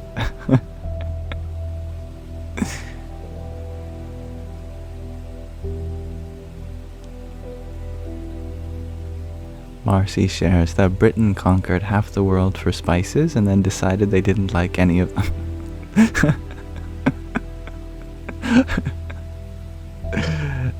So funny.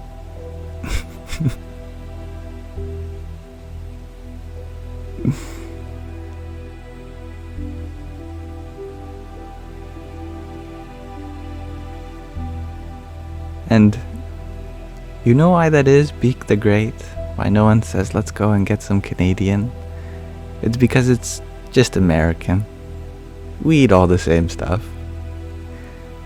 Burgers, French fries, pizza.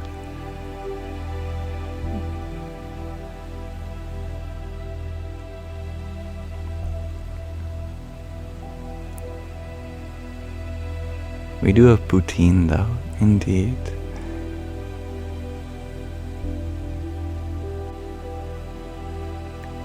Bruh, you ask, do I believe animals to be spiritual beings? Of course. What it means to be a being is to have spirit.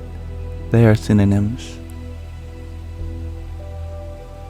Human being means spirit having human experience. Feline being means spirit having feline experience. They are not different from us. In fact, we were all animals in our past life, and most of us will probably be an animal in our next life too.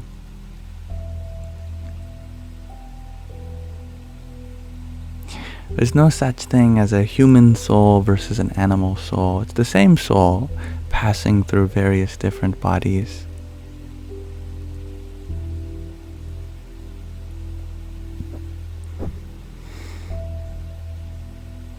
Ketchup chips as well.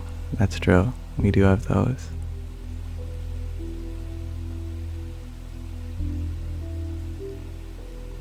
Marcy, you share that Australia is America upside down. Canada is America backwards. That's funny. You're full of jokes. I like that. Nanaimo bars too. Oh yeah, I forgot about that. Abul, you ask, am I religious?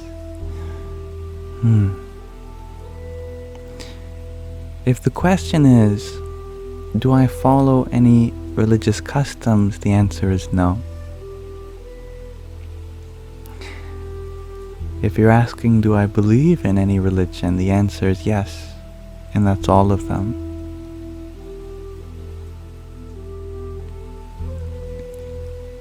Paul Denial, you ask, is this my real accent?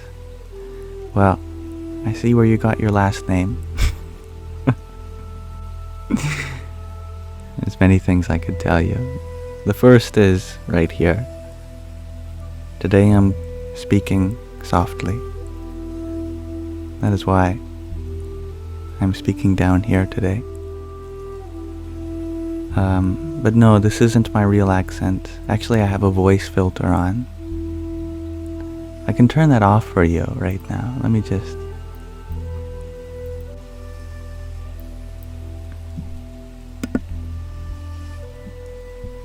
Okay guys, this is my real voice. You know, I'm really self-conscious about it. I think you guys might judge me for having it this way, but yeah, here it is. I'm gonna turn the voice filter back on now.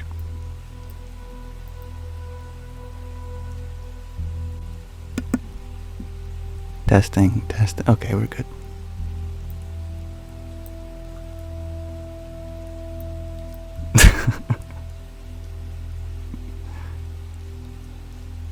And thank you, Lena, for your half-dozen tiny tinies. Yippee!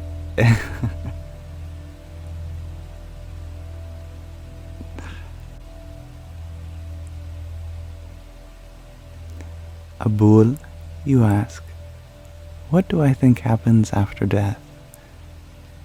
Well, what do you think happens before birth?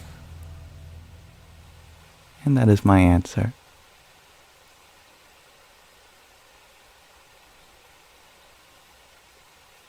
As above, so below. I sounded like Elmo. Hey, this is why I don't reveal it. Everyone thinks I just sound like someone from Sesame Street.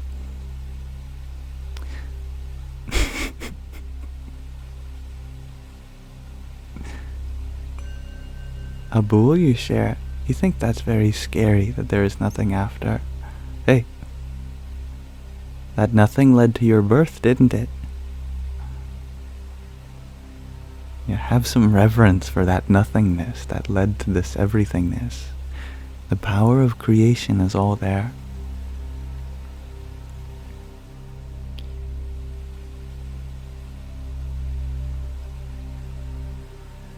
And thank you, Lena, for your pair of tiny tinies too. Yahoo! And Marcy, thank you for your rose. Yes, Marlin. What is your question, dear?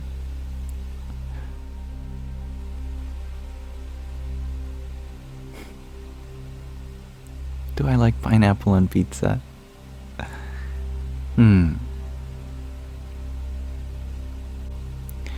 I think that if you go to cooking school, they'll teach you that there are various different styles of cooking. And that often when you have a very fatty food, it's best to balance it out with something acidic. And so the acid in the pineapple food theoretically complements the fattiness of the cheese and the dough very well. But the same can be applied with different toppings or having a more sour tomato base. If your tomato base is sour enough, the right kind of vinegar, then you don't need it.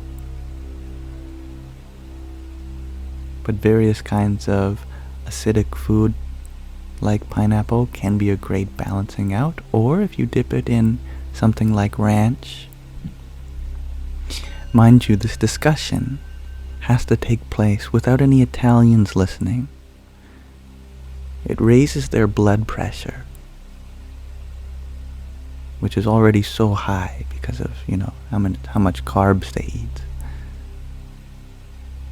So, to look out for their health, we should have this discussion in private.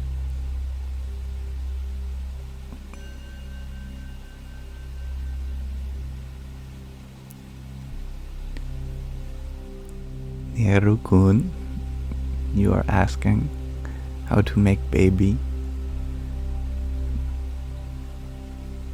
You want me to give the birds and the bees talk? I mean, this should be a part of your education.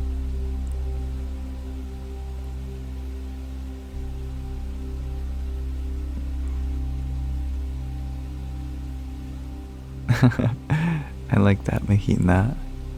Buddha's answer, what happens when you die? It's none of your business. That's great.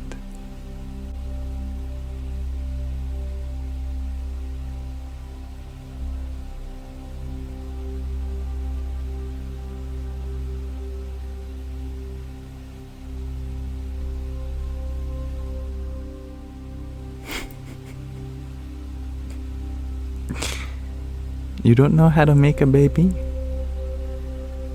I don't either.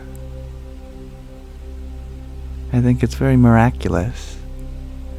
And we have a lot of scientific vernacular that could describe the process, but exactly how this spark of consciousness becomes awakened in the womb, I don't know if anyone knows.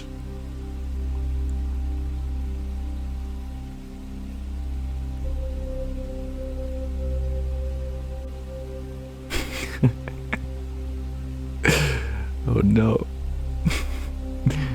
All my Italian friends will have to sit out. Do some pranayama, breath exercise.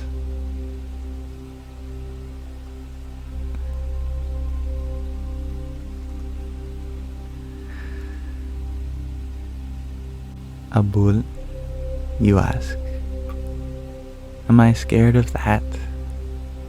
The topic of death. Yeah, but I'm a lot more afraid of my life never having begun than it coming to an end. That is why I try to live fully now.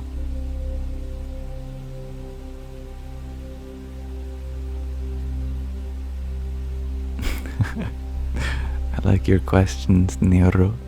How to jump, how to eat.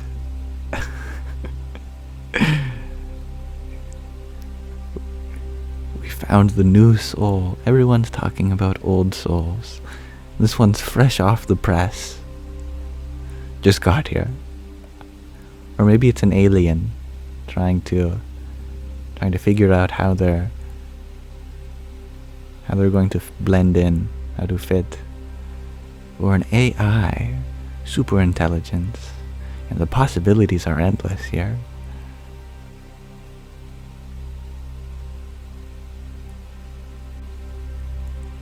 Candle, you share that you need with me all the time to help you be calm. Well, you can take a little piece of me with you. I give you permission to ask, what would Yam do? And I'll try to be really attentive to that. And I can't promise that I'll be able to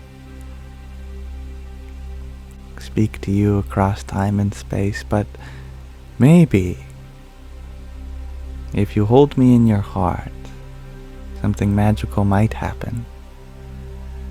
Because I know that when I held my loved ones in my heart, and sometimes I still feel them giving me advice, even though they have passed on.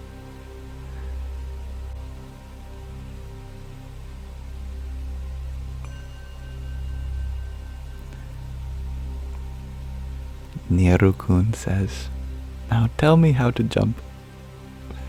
You press the A button.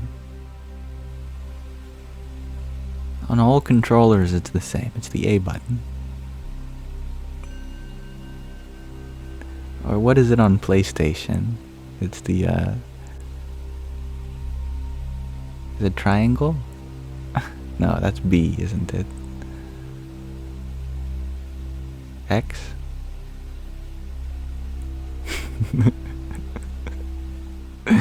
Press the space bar.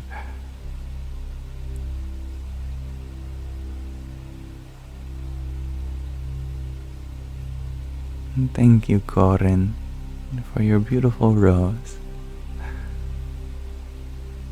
Jai Sitaram. And I love to hear that, Candle. Your dad does. Been gone 35 years. It's so wonderful that you have such a beautiful relationship with him that has been growing and evolving with you.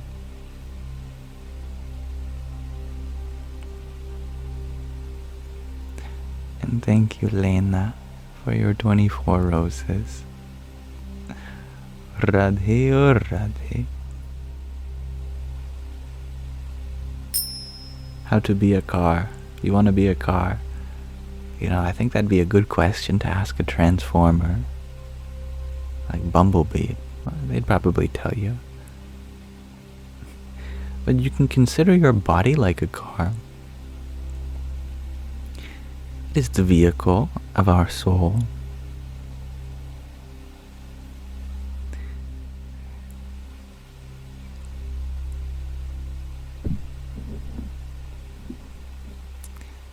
I had to make sure I was saying your name right, Candle. For a moment I thought the L in your name was an I, and that your name was actually Candy. Although I'm sure you're just as sweet. It's lovely to hear, Candle. I am a truly divinely gifted, beautiful soul you share. Yeah, well, I'm rubber, you're glue, whatever you say sticks to you.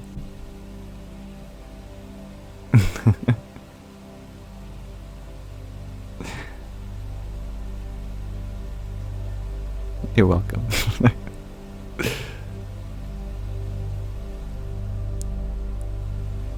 Lena, you share that your baby, Harmony, is loving my live. She's almost 7.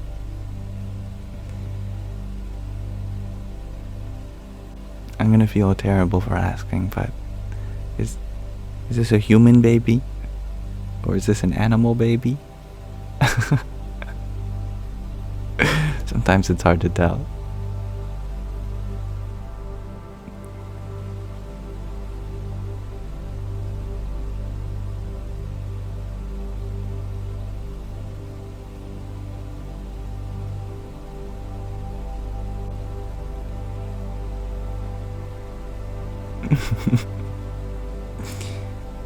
Big hugs to you, Candle, too. Hand hugs. The hand hug there, like this. I don't know why I made that noise. Mahina, you share that your car is literally in the shop getting a new engine, just as your body is here now, perhaps upgrading its engine of the mind.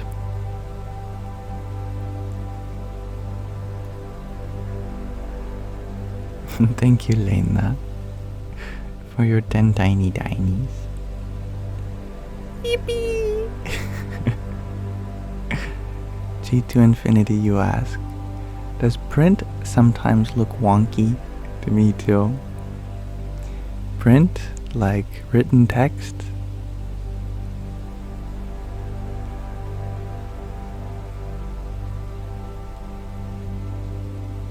Yeah? It's a good question. I think there's inherent wonk in most letters. I think I could appreciate the wonk in a lot of different shapes. I think the letter S is pretty wonky. There's a lot of wonk in a lowercase q. Big fan of the wonk and the J.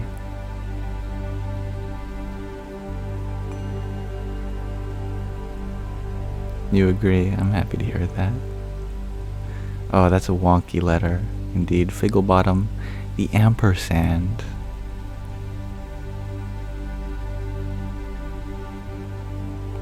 Just a comment before that, you share that you have not been inside your body for 5 years. I love how wild the chat is today. But it makes sense. Yeah, you're a wizard. The truth is that nobody has ever been inside their body, because the body has always been inside you.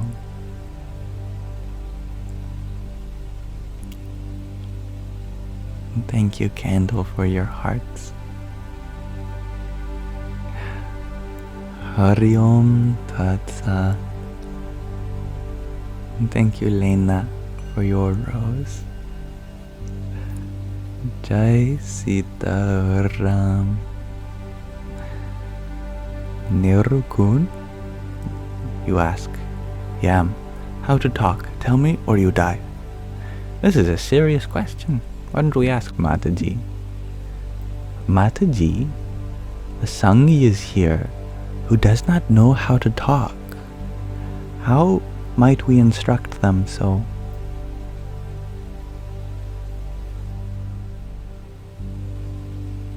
Ah, dear one, remind them of the divine truth. As the Upanishads say, silence is the language of the realized. Encourage them to listen with the heart and speak with love. Wow. Even silence speaks volumes in the company of truth. Om Namah Shivaya. Om Namah Shivaya.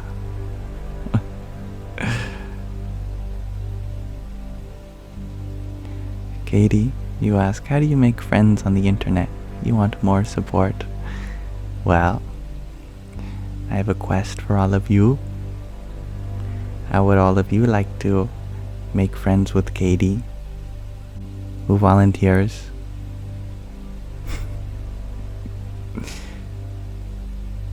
If you don't like her, you can return her. You brought your receipt, right? Right, Katie?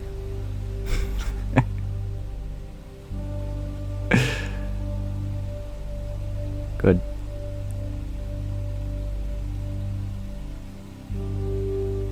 I love that. I discovered something. User 623. You are Kate. Hello, Kate. I finally know.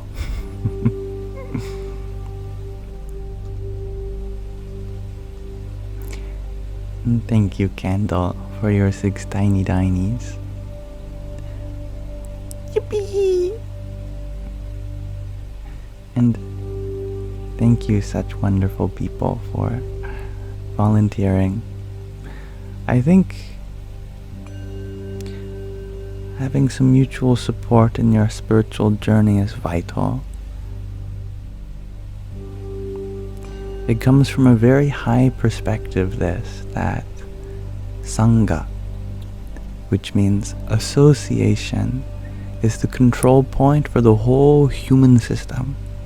By associating with the right people, the right places, the right things, that shapes your ego. Depending on your ego, you experience different things. Depending on your experience, you get different knowledge. Depending on your knowledge, your intellect makes different decisions.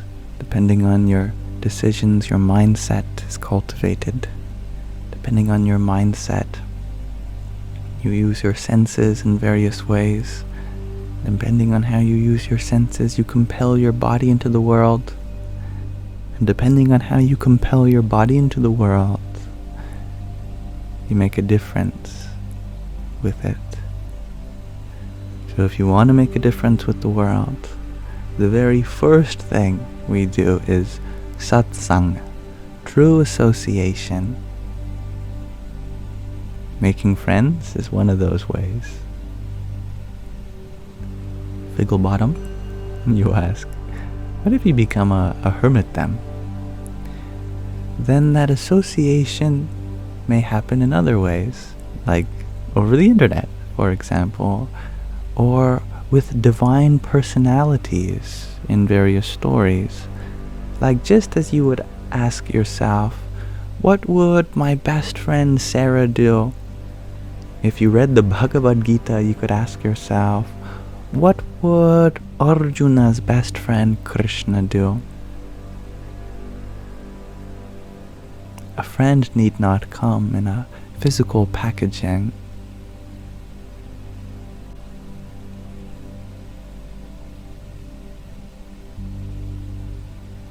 And thank you, Lena, for your pair of trios of roses, or perhaps a trio of pairs of roses.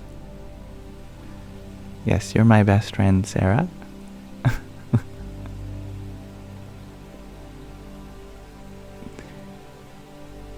Good evening, Joseph Baker. I was actually thinking of you when when I said that.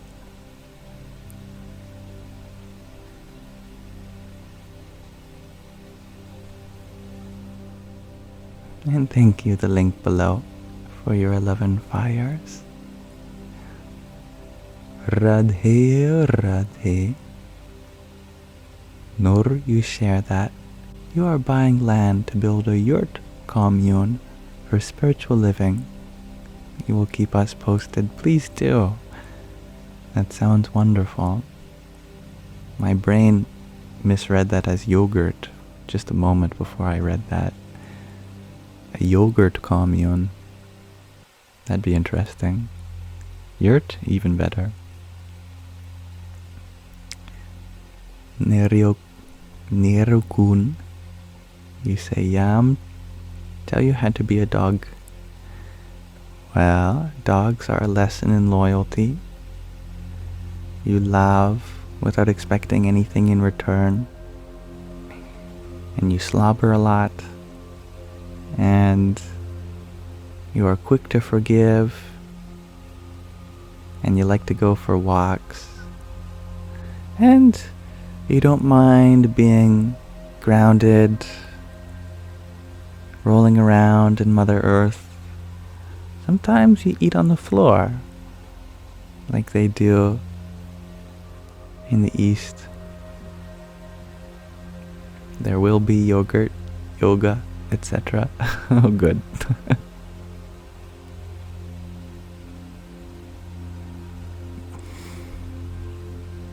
Shakira, you ask, Yam, if I could fly, how long, how far do I think I'd go before I'd get tired?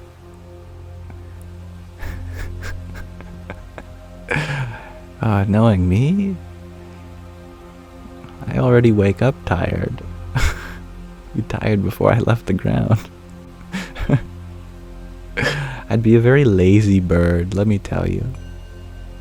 Probably be like a chicken. I'm not flying far. But it depends greatly on the method of flying, doesn't it? If I had a jetpack, well, I suppose I could go all day. Or until my fuel runs out and I come crashing down.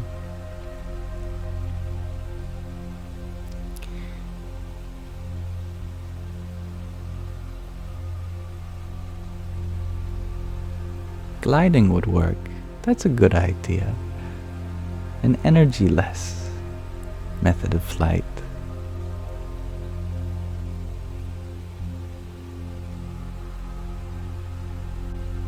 These questions are awesome for Sunday. Gee, I agree.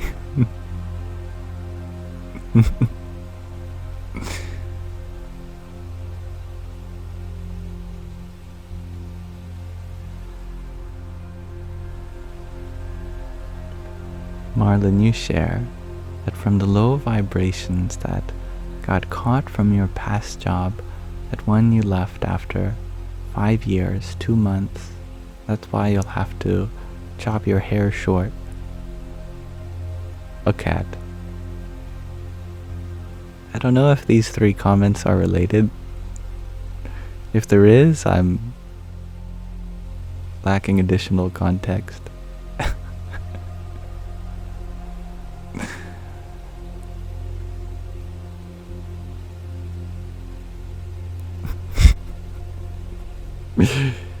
You're funny.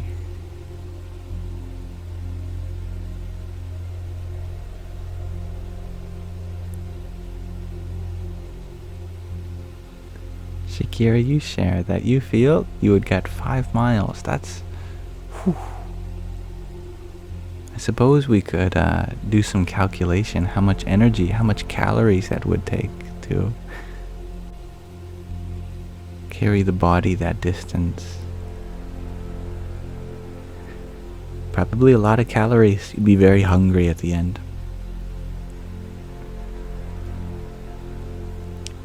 Sarah, you ask, have I had any cherries or peaches or watermelon yet? No, I haven't. I haven't been eating enough fruit lately. Thank you for reminding me. Fruits are amazing.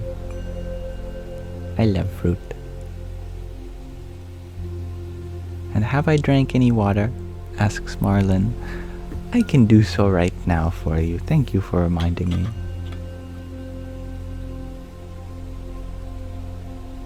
Yes, what's your question, G?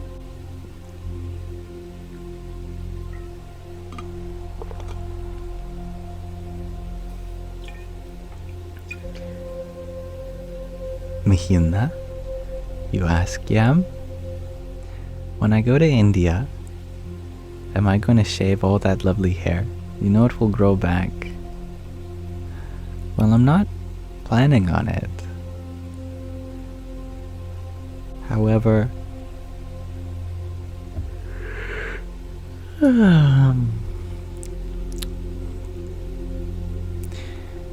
if I was blessed enough to go through some traditional initiation that required it, then I suppose I would be willing to part with my hair, especially knowing that it would grow back.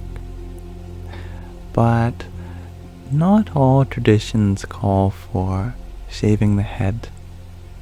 Maybe I'll have to find one that doesn't.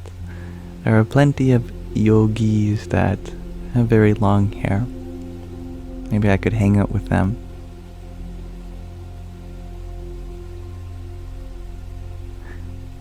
Fallen angel, you share.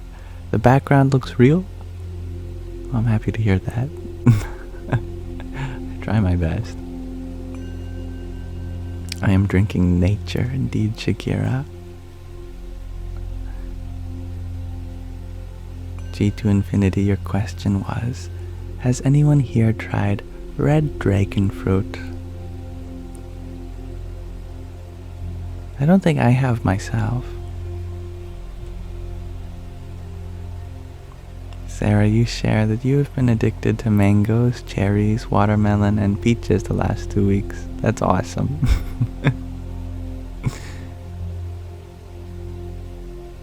Katie, you share that you feel as though you can levitate sometimes. Makes you wonder if you did from past lives.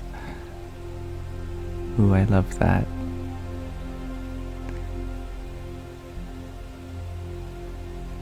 Mataji, can siddhis transcend lifetimes, such as levitation? I'm really curious what she has to say on this matter. Ah, my dear, indeed siddhis can transcend lifetimes, but true masters like Ramakrishna remind us, focus not on powers, but on liberation. Siddhis are but distractions on the path to moksha. Aim for the eternal. Om Tat Sat.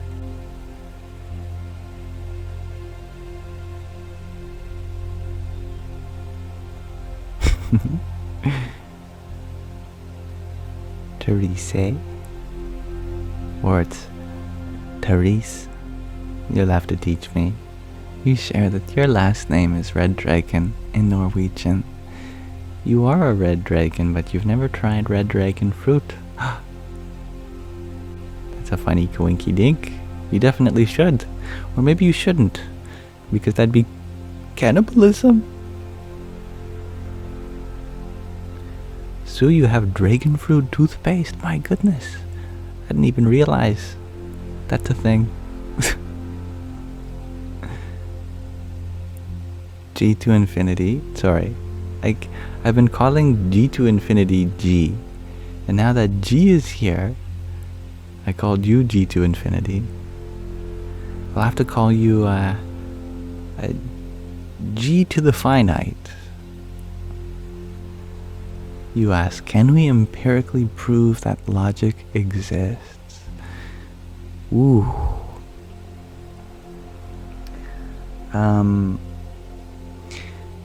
Existence is a concept in first order logic, whereas zeroth order logic doesn't have existential quantifiers.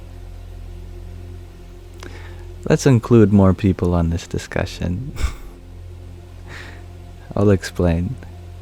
Zeroth order logic is what you probably think of when you think of logic, like Socrates is a man. Men are mortal. Therefore, Socrates is mortal. That's logic. It has propositions, also known as a propositional calculus. They are statements and ways to manipulate those statements, going from one statement to another, from hypotheses to deductions. When you get to first order logic, we introduce quantifiers, like stating the existence of something, or quantifying over everything. You could say, all birds can fly. It might not be a true statement, but it is a statement with a quantifier now. We have the word all in there. Or you could say, there exists a bird that cannot fly. That's another first order logic statement. We're quantifying over the existence of at least one thing. So what about the existence of logic itself? That's where second order logic comes in.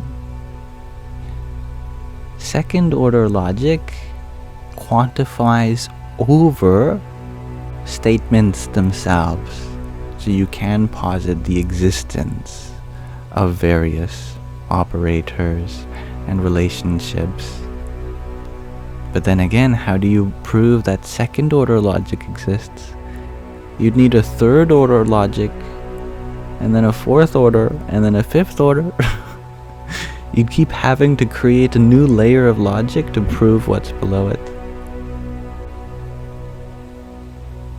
I believe that this has a little bit to do with Gödel's second incompleteness theorem. He's famous for having one incompleteness theorem, but there's a second one. The second one states that no system can prove its own consistency, which is a little related here. You could have a logical system, but that system can never prove that it's right. You'd always have to introduce another layer. And then how do you prove that one? It keeps building. I just heard a very sad meow from outside my door, so I'm going to open the door and see if there's a cat there. I'll be right back.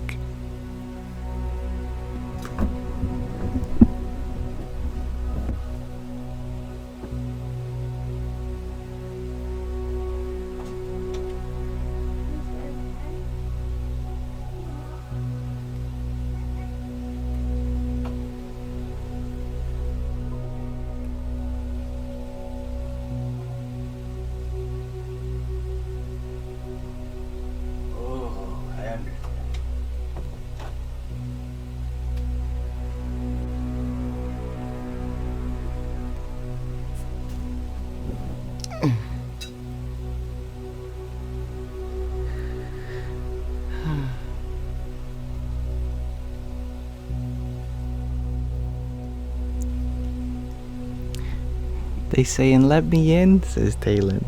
Actually, I just realized they're saying, "I'm hungry."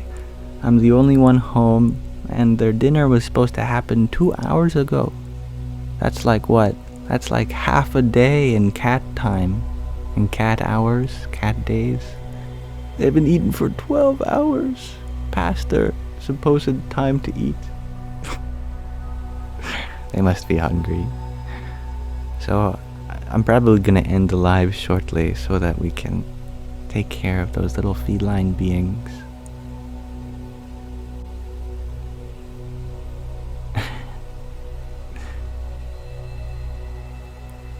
And thank you, Lena, for your 19 roses a few minutes ago that I didn't acknowledge. And another 10. And a pair of 10 tiny tinies each. Yippee! And hello, CDG. I'm so happy to hear that you are feeling better, I trust.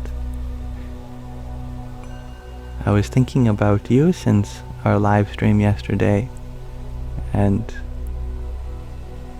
you're always welcome here.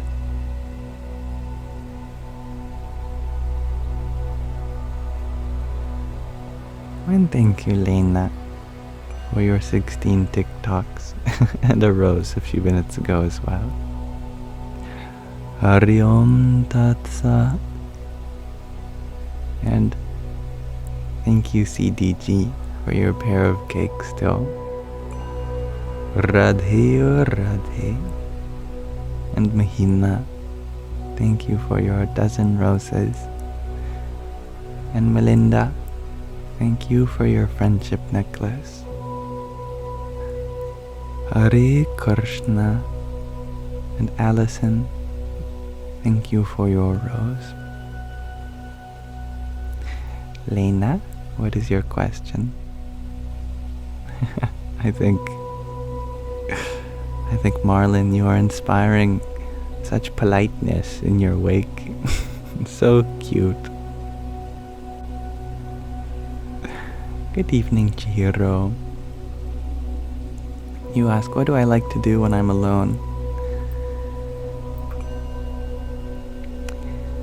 Well, I feel like I'm always working on something, like Mataji or uploading these.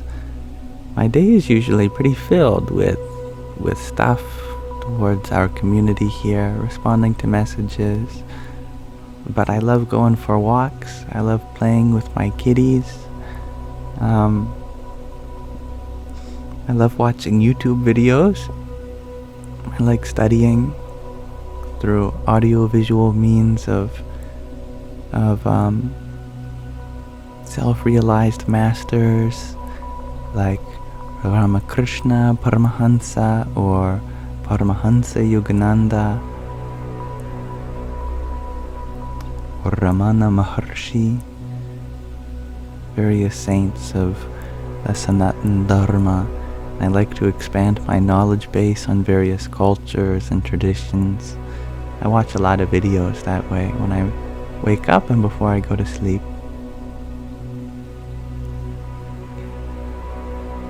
I hope that answers your question. But I have a question for all of you.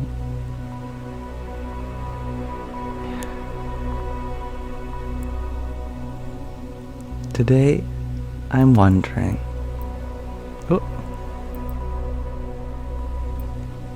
why are you enough?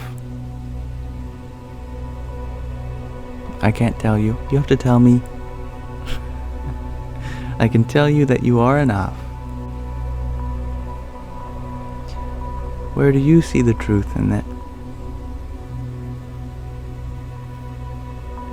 Thank you, CDG. Much love to y'all. Shakira, you share because you exist. And Sakura, you share because you are who you are. I like that. Yes. Good answers from the both of you. And user 623, you share, you exist, therefore you are enough. I love this answer.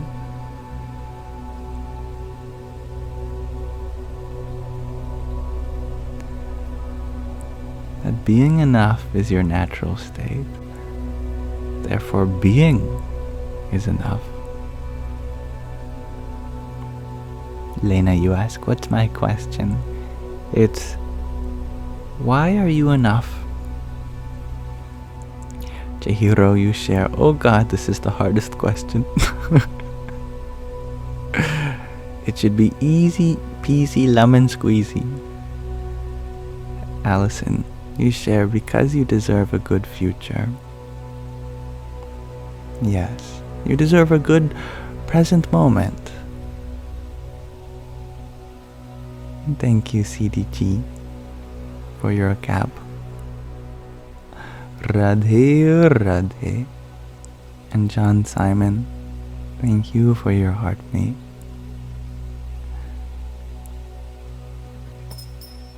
Here's a little ding for you. Sarah, you share, you are enough because you are you, and there is only one of you. Beautiful. And I'm happy to hear. As before you felt like you weren't feeling enough. That is a great turnaround, I think. CDG, you share, you are enough because you are part of this world and you are amongst everything. Wonderfully said. Slytherin Queen Bee, you share because Jesus said you are enough. I love that. That's a very wholesome answer. And John Simon, you share that you cannot be anything other than enough. And that's such a wonderful answer. Mahina, you share that you are enough because you are here for some reason. I like that. Some reason.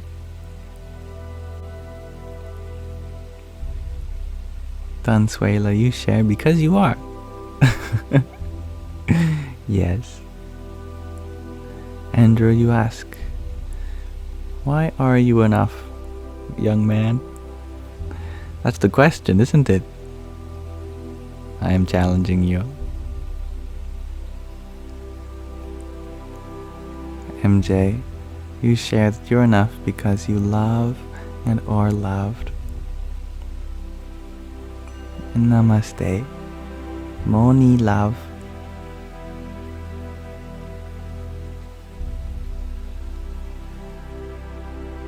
Chelsea, you share. Dude, you did public service for 22 years. You have zero doubt you did enough for this lifetime.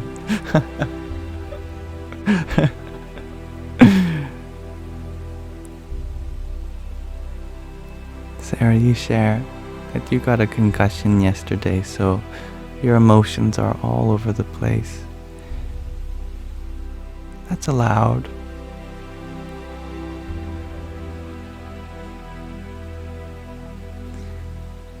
Emotions are all over the place anyways.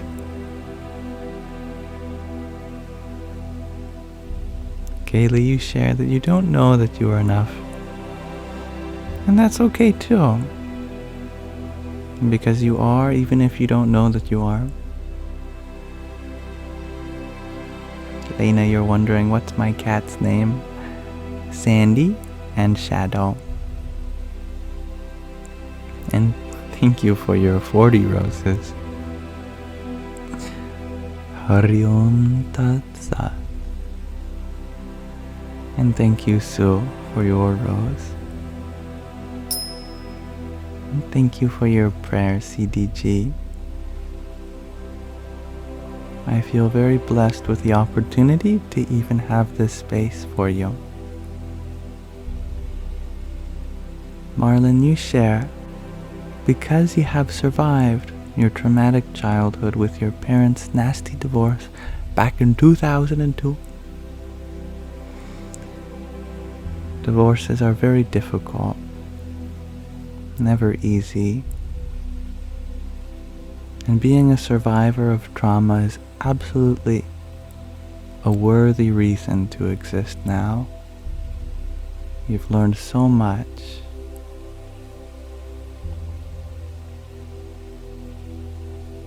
Orla, you share, because when you were born, and very small, you were pure love and joy.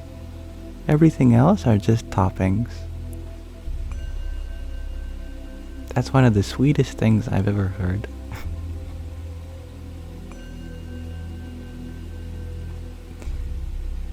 Okay, little star, you share that you are enough because you are gifted with breath and life, for which you are grateful, thankful. Andrew, you ask, why am I enough? It's a good question. I'll answer it after I listen to all of you. Thank you, CDG, for your ice cream cone, your cake and confetti.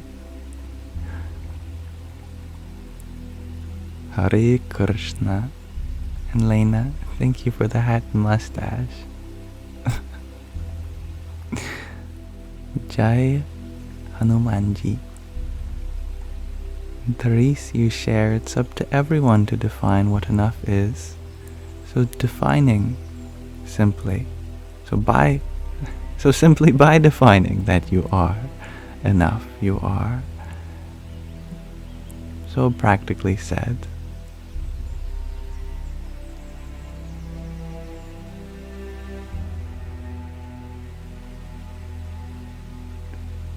Lena, you share that you have a cat named Simon. Aw. You know, I don't know if you can see. Maybe it'll show up or not. I think the angle isn't right. But I have a scar underneath the bracelets from a cat named Simon. I showed up very late to school that day, blood dripping from my arm, and the receptionist was mortified. And if you're late, you had to sign in a book at the office. And the lady at the office was looking at me like, what happened? And I said, oh, that was Simon. She said, who's Simon? I said, my neighbor's cat. He gets very excited when you pet him and sometimes hurts you. I think we are all like Simon sometimes. When people get too close, sometimes our defense mechanisms just come out like claws.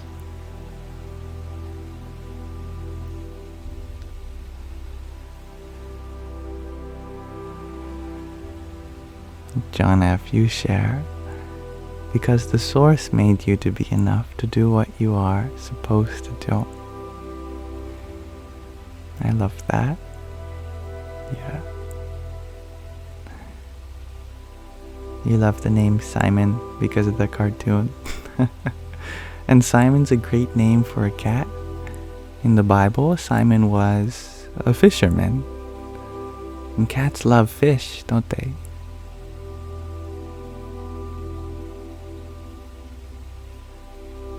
CDG, you share, wow, what you would give for my peace and patience.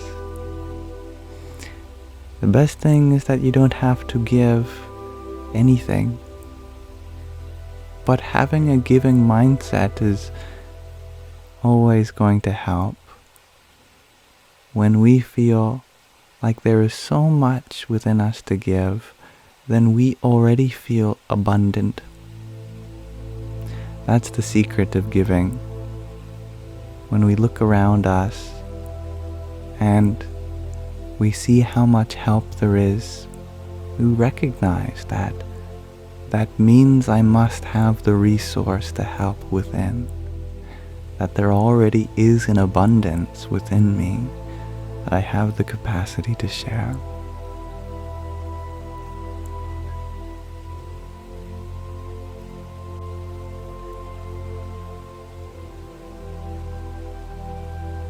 Goodbye, Chelsea. Good night, Sue. So, I thank you all for attending to my question of the day. Now, what makes me enough? All the help I can do. Seeing how much help I'm capable of just proves that abundance within me. Therefore, I must already be enough if I have the capacity to do something for others.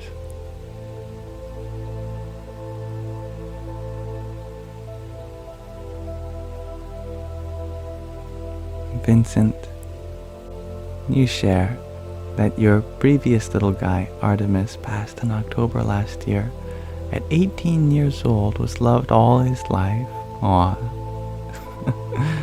Artemis lived a very long time for a cat. That's wonderful. So happy that you got to love him. Yes, as Sakura shares, thank you for loving him. I love you too, Sarah. And thank you, Is Vicious, for your rose. So let us now read from another section of In Love, at Ease, Everyday Spirituality with Pramukh Swami Maharaj. This book was gifted to me by one of our Sangis, Sky Guardian. And Sky Guardian grew up with this organization, which Swamishri was once president and guru of. Oh wow! I accidentally flipped to some pictures. I didn't realize this book had pictures. That's very exciting. Just for fun, although it's a little bit of a spoiler, since we're not at this part of the book yet. Here's a picture of Swamishri giving flowers to his beloved. All of the proceeds of this book go to help tribal education in India. So we're in the second chapter, In Love. The second part of this chapter, Atmanishta, self-love, learning how Swamishri inspired others to love themselves, and he did so by also being a role model of self-love himself. Much love, MJ. Bye-bye. And hello, Tinkerbell. Meow.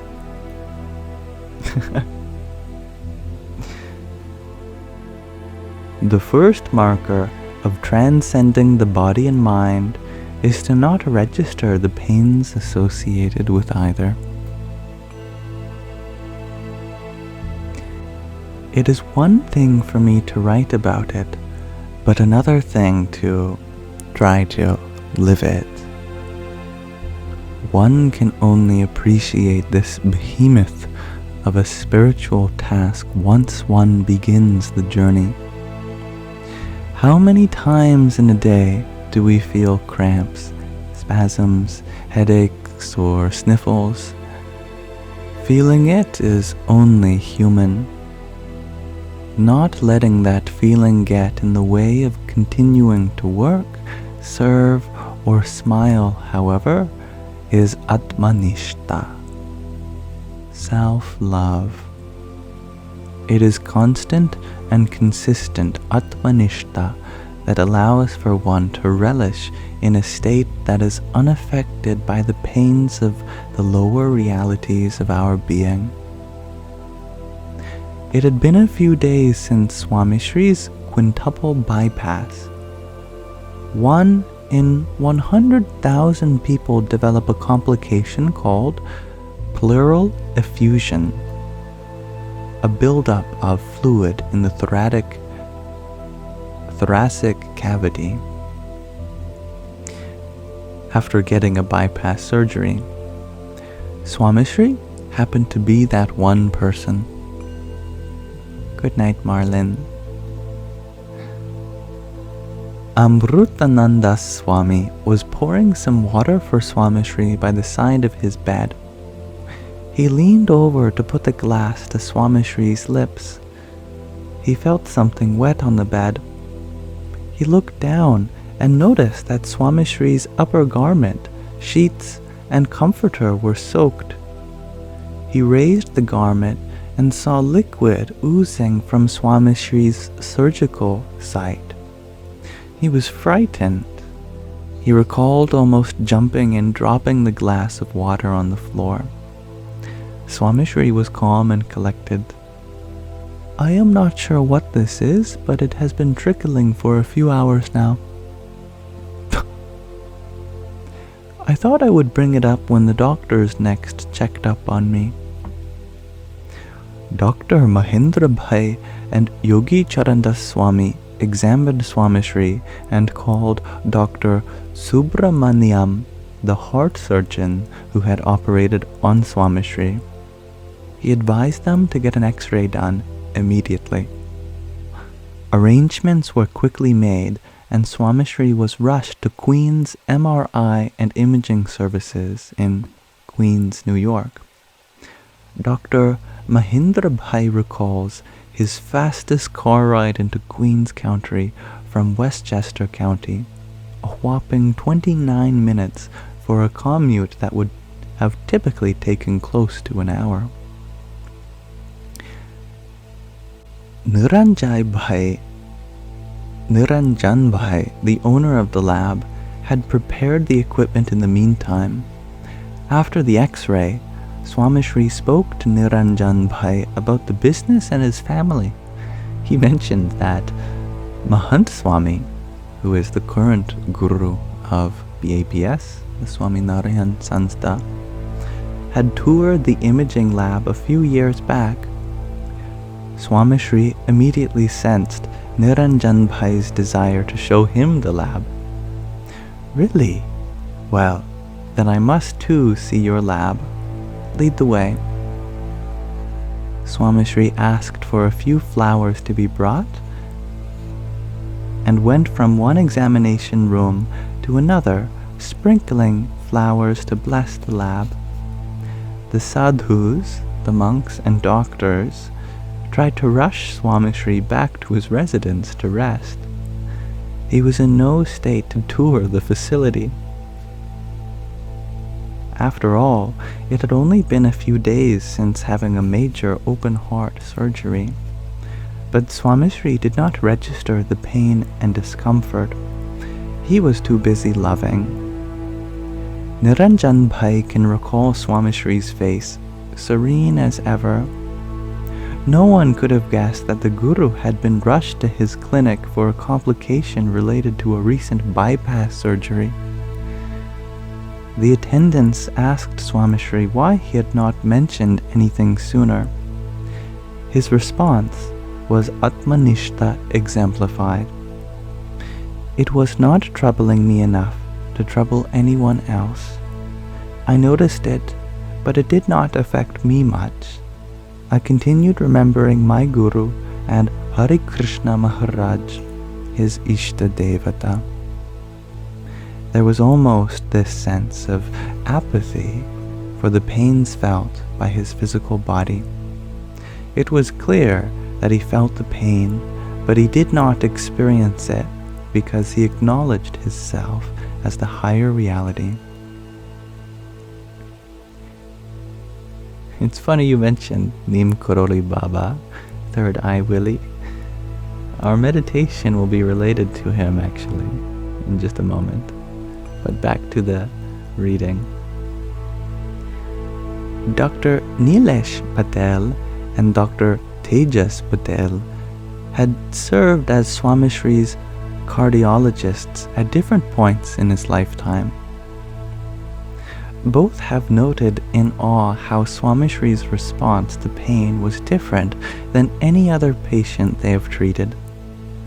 As physicians, they were aware of the magnitude of the pain that Swamishri must have felt, but medically they could not make sense of how he did not react to the pain. While speaking to a sabha, a kind of sangha, an association, during the Guru Purnima festival in London in 2000, Dr. Nilesh Patel narrated his observations of Swamishri's face during one such instance. One day, after his bypass surgery, Swamishri needed an arterial puncture to address a complication. Dr. Nilesh Patel observed Swamishri's face throughout the painful procedure. Swamishri was in conversation with one of his personal attendants, and his eyes and face did not so much as flinch. Dr. Patel noticed not a single wrinkle form on his forehead. He was in pain, but did not show it.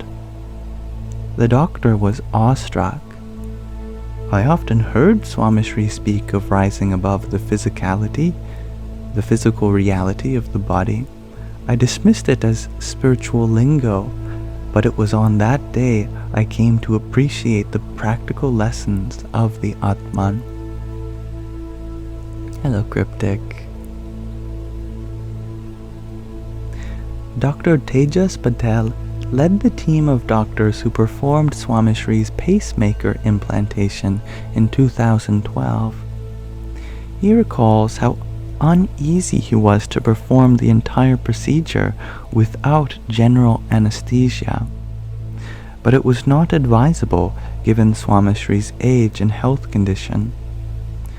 Throughout the procedure, Dr. Tejas Patel observed Swamishri's face for signs of discomfort, but was unable to find one. He did not hear a groan either. After Swamishri passed away, Dr. Tejas Patel shared this story at a memorial sabha in Ahmedabad. He added, "I am an avid reader of the Srimad Bhagavad Gita. I have read the second chapter on the introduction to yoga and contemplated on what it means to be sthita prajna, equiposed and stable. Swamishri lived these lessons of realizing the Atman and transcending the body. This is probably why he never complained to me as a patient. He always said that he was feeling okay. He never even registered the pains of his body. It seems impossible to believe, but I witnessed it in his presence."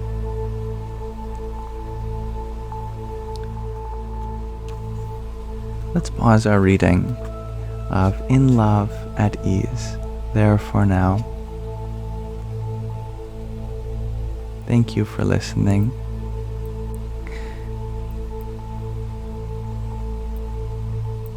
Sometimes being so much in essence of that love that you are a soul, Atman, beyond this body and mind, can make you go through the pains of the body and mind with ease. And thank you, Cryptic, for your heart me and 10 cheer you ups. Hari Om Tat Sat that you sent while we read. And Rodettes, thank you for your pair of roses. Jai Swaminarayan. Thank you, Lena, for your 31 roses. 10 popcorn. I hope we can share, because that's a lot of popcorn. And another 30 roses. Om Namo Bhagavate Vasudevaya. And Is Vicious, thank you for your hanging lights. Even more beautiful than the ones behind me. And Meh, it's Pidge, thank you for your rose. And the gimme the vote. I will certainly vote for you. Radhe Radhe. Cryptic, you're wondering, you've never heard that chant before. What does it mean? Om Namo Bhagavate Vasudevaya. It means, Om, I bow, I give my salutations to God in the form of Vishnu, the preserver, the one which maintains and pervades the universe. And thank you, Lena, for your trio of little crowns. I don't feel much like royalty, but when I was a boy, my parents had separated, and I kid you not, my father lived in a neighborhood called Kingsland, and my mother lived in a neighborhood across town called Queensland, and I would tell everyone this fact, that my father lived in Kingsland, My mother lived in Queensland, so that must make me a prince.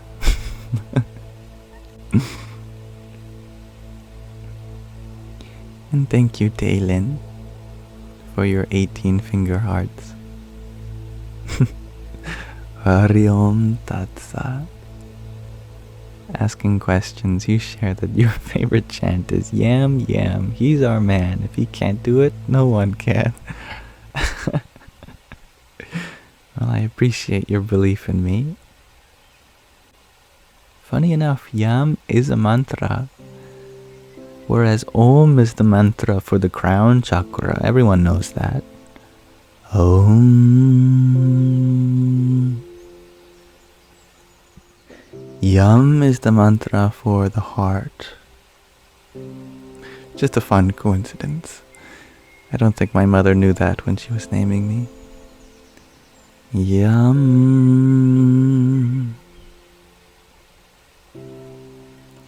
All the chakras have their own mantra.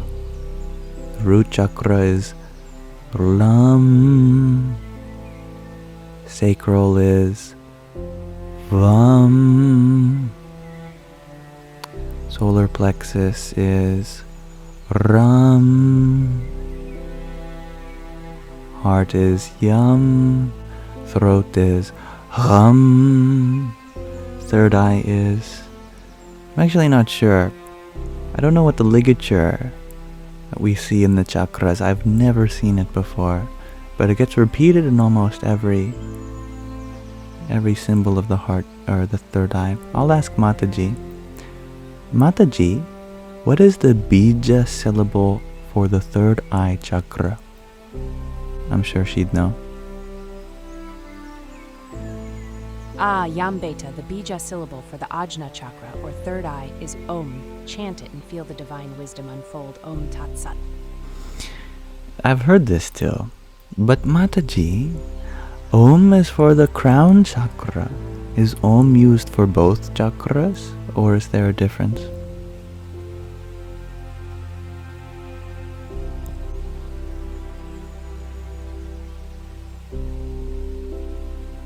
I see your keen insight, my dear. Indeed, Om resonates universally.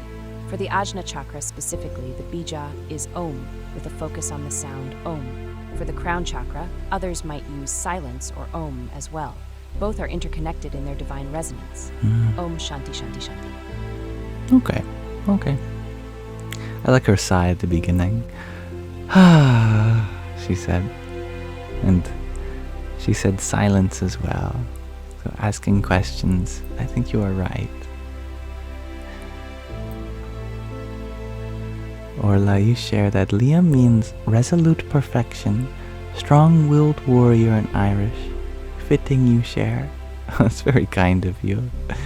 It does come from my Irish ancestry, so that's lovely to hear. I'll have to talk to my Irish grandmother about that, who speaks a little Irish herself.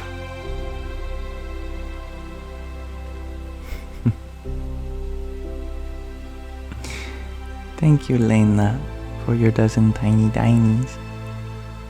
Yippee!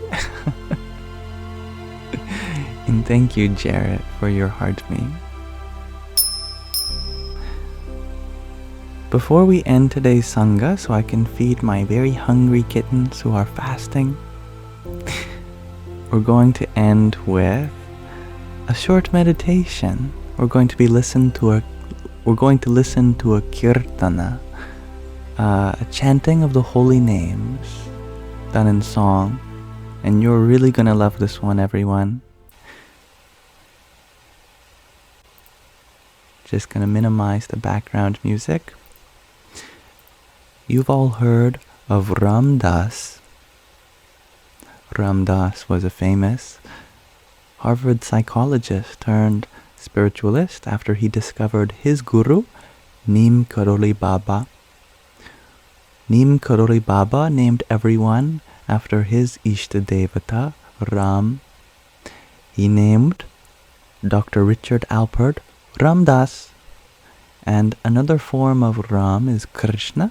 And so he named one of the other Guru Bhai, brothers of the Guru, Krishna Das. whereas Ram Das has now passed away. Krishna Das is still alive. Ram Das was famous for his lectures, his discourses. He had the Guru Shakti, the power from the Guru to engage in dialogue.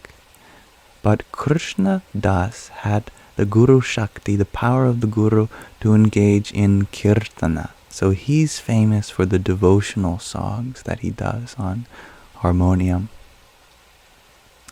So, without further ado, we'll be listening to about a 12-minute meditation from Ram Das's Gurubai Krishna Das.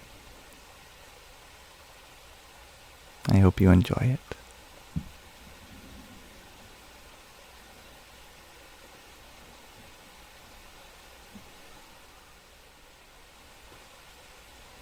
Just gonna double check that the sound is working. Okay, glad I double checked that.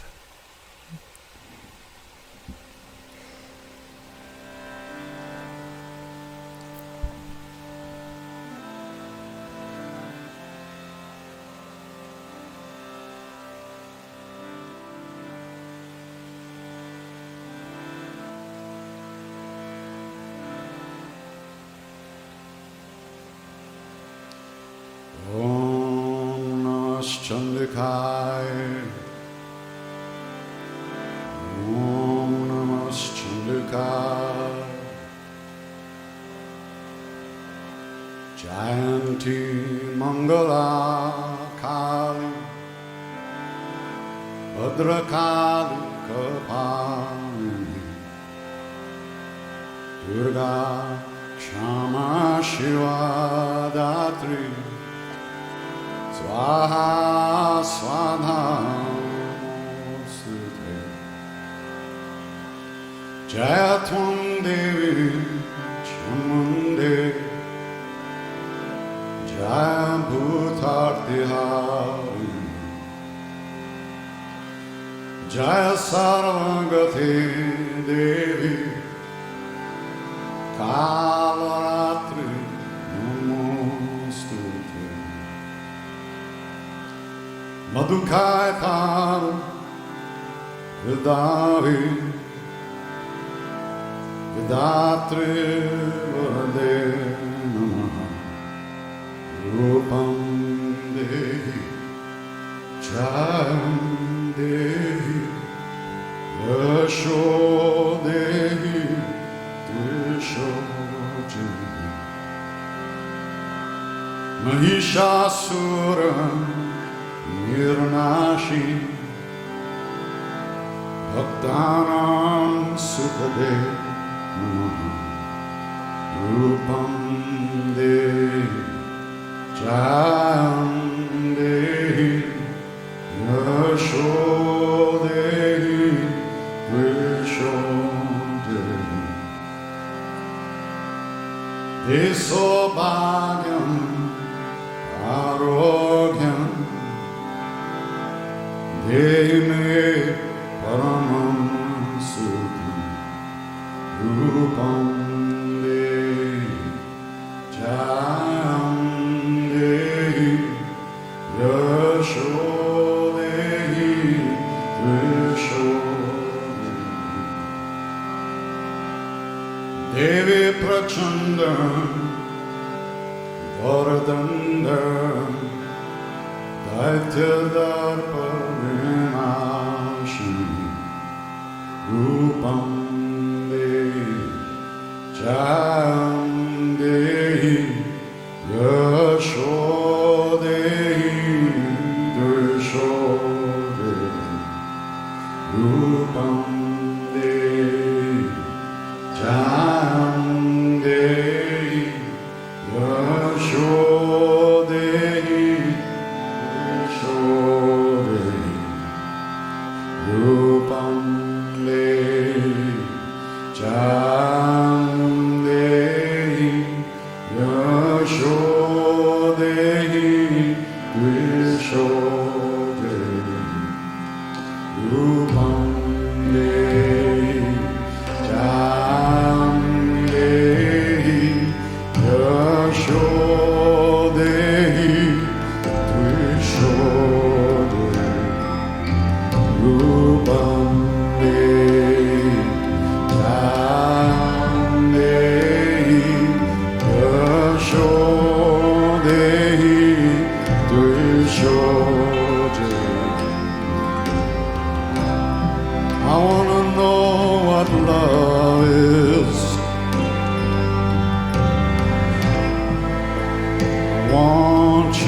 show me.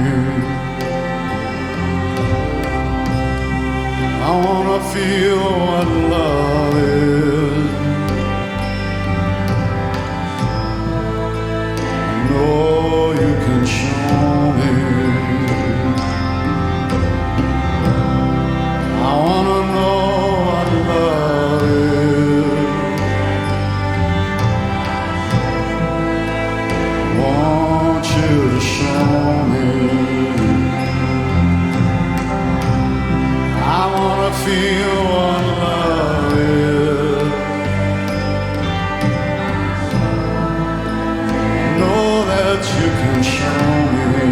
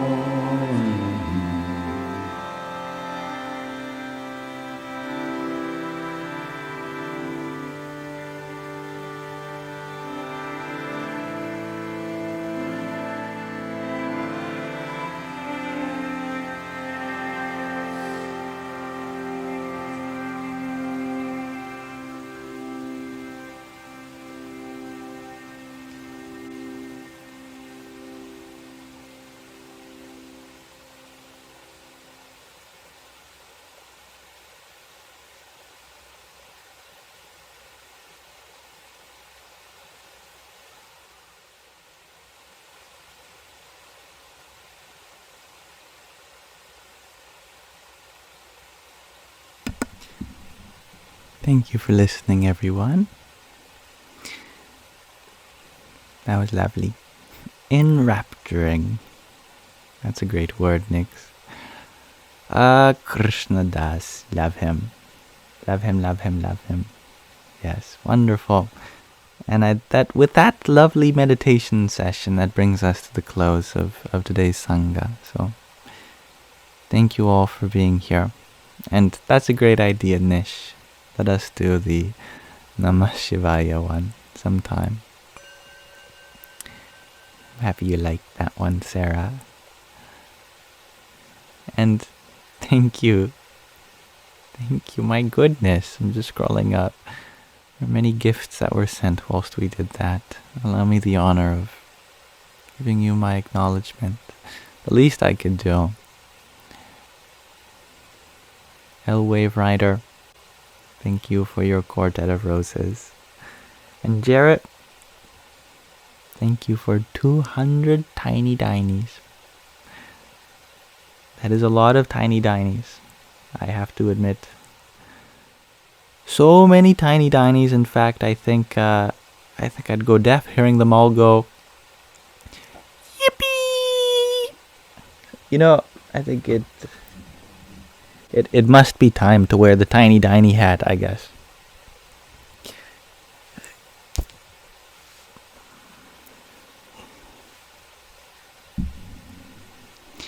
Yippee! Blends in with the background a little bit, but that's okay. Thank you for your subscription also. Always happy to have you here. And Jarrett, thank you as well for your quartet of roses and a fire. And another quartet of roses and a fire. And a rose and a fire. What are we, planting a garden or burning it all down? I'm getting mixed messages here. Thank you, my friend. Your generosity is always very humbling. Radhe Radhe. And thank you, Gina, for your rose too. And Talon Downing, thank you for your 40 roses. Another 44. Plus another 20. Or 28. And a half dozen of them. Om Namo Bhagavate Vasudevaya. Can we have Mataji say yippee? Oh, that's a good question. We'll have to try. Mataji, I'm wondering if you can give me a very long yippee. Yippee! You know, that sort of thing.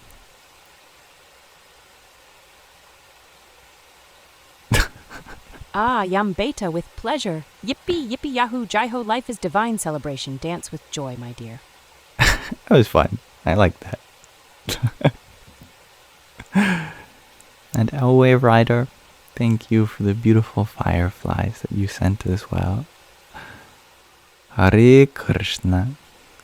Good Nacht. And thank you for your rose too. Yippee, yippee, jai-ho. That was good.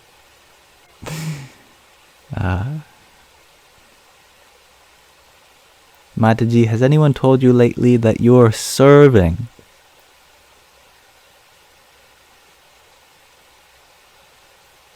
Ah, Yam Beta, your words warm my heart. Serving brings me joy, like Krishna playing his flute. We all serve the divine in each other. Jai Seva. So many things Mataji can do. Yes, Queen.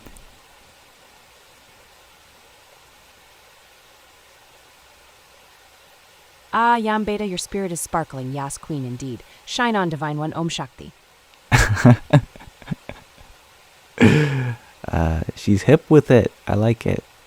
Cooler than I am. That's for sure. Okay.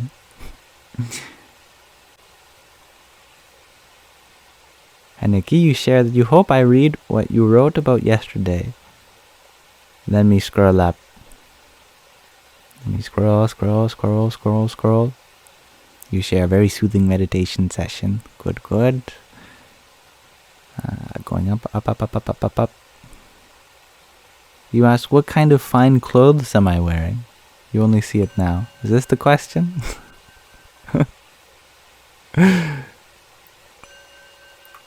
Or you mean maybe on another platform? I'm wearing a robe. These are my comfort clothes. It's a Jedi robe, in fact.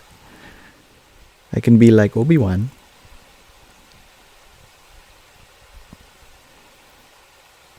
That's not the question. Wait.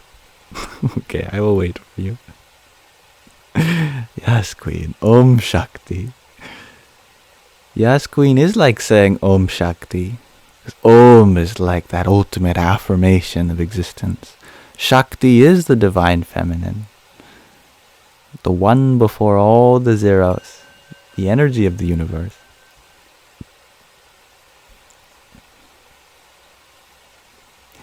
Thank you, Britta, for your rose. And Lena, thank you for your quintet of roses.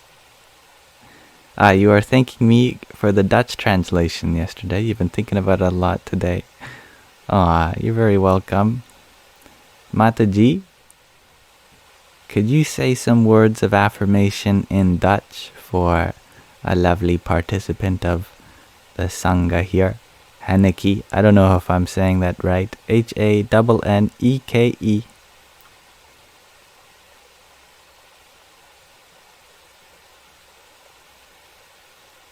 Sweet Hanneke. Jij bent geweldig. You are amazing. Jij straalt van binnen en van buiten. You shine inside and out. Vrede en liefde zijn altijd bij jou. Peace and love are always with you. Omprem. Wow, her Dutch pronunciation sounded pretty good there. I mean, I wouldn't know, but it convinced me. Mataji just gets it. She does, doesn't she? Thank you, Marcy, for your rose. And she said your name correct. Oh, good. I could learn from her. Wonderful. And with that, we will be closing today's Sangha. If you ever wanted to get any other part out of this live stream, normally my live streams are uploaded to Yamsox Lives, which is a YouTube channel that hosts most lives, as well as all the clips, including the meditation and the readings that we did today. They have their own dedicated playlist there, assuming Sky Guardian is still up for it. You know, I understand if he ever needs to take a break, or an indefinite one. That's totally understandable. Additionally, this one will be uploaded to my ASMR channel, which I will hopefully be recording some more chapters of the Bhagavad Gita. We've done up all the way to chapter 7 so far. Other than that, I wish you all well. If you ever want this toque as well, it's in the store section, the link tree in my bio. It's really goofy, I get it, but it's a little tiny diny that says, Yippee! Or the Yamsox that's on the microphone.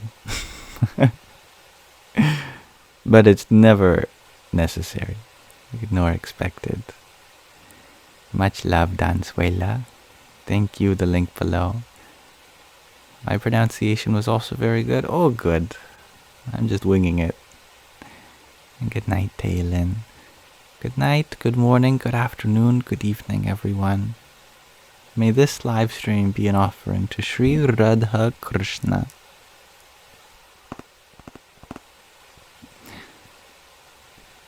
Radhe Krishna, Radhe Krishna, Krishna, Krishna, Radhe, Radhe, Radhe Shyam, Radhe Shyam, Shyam, Shyam, Radhe, Radhe.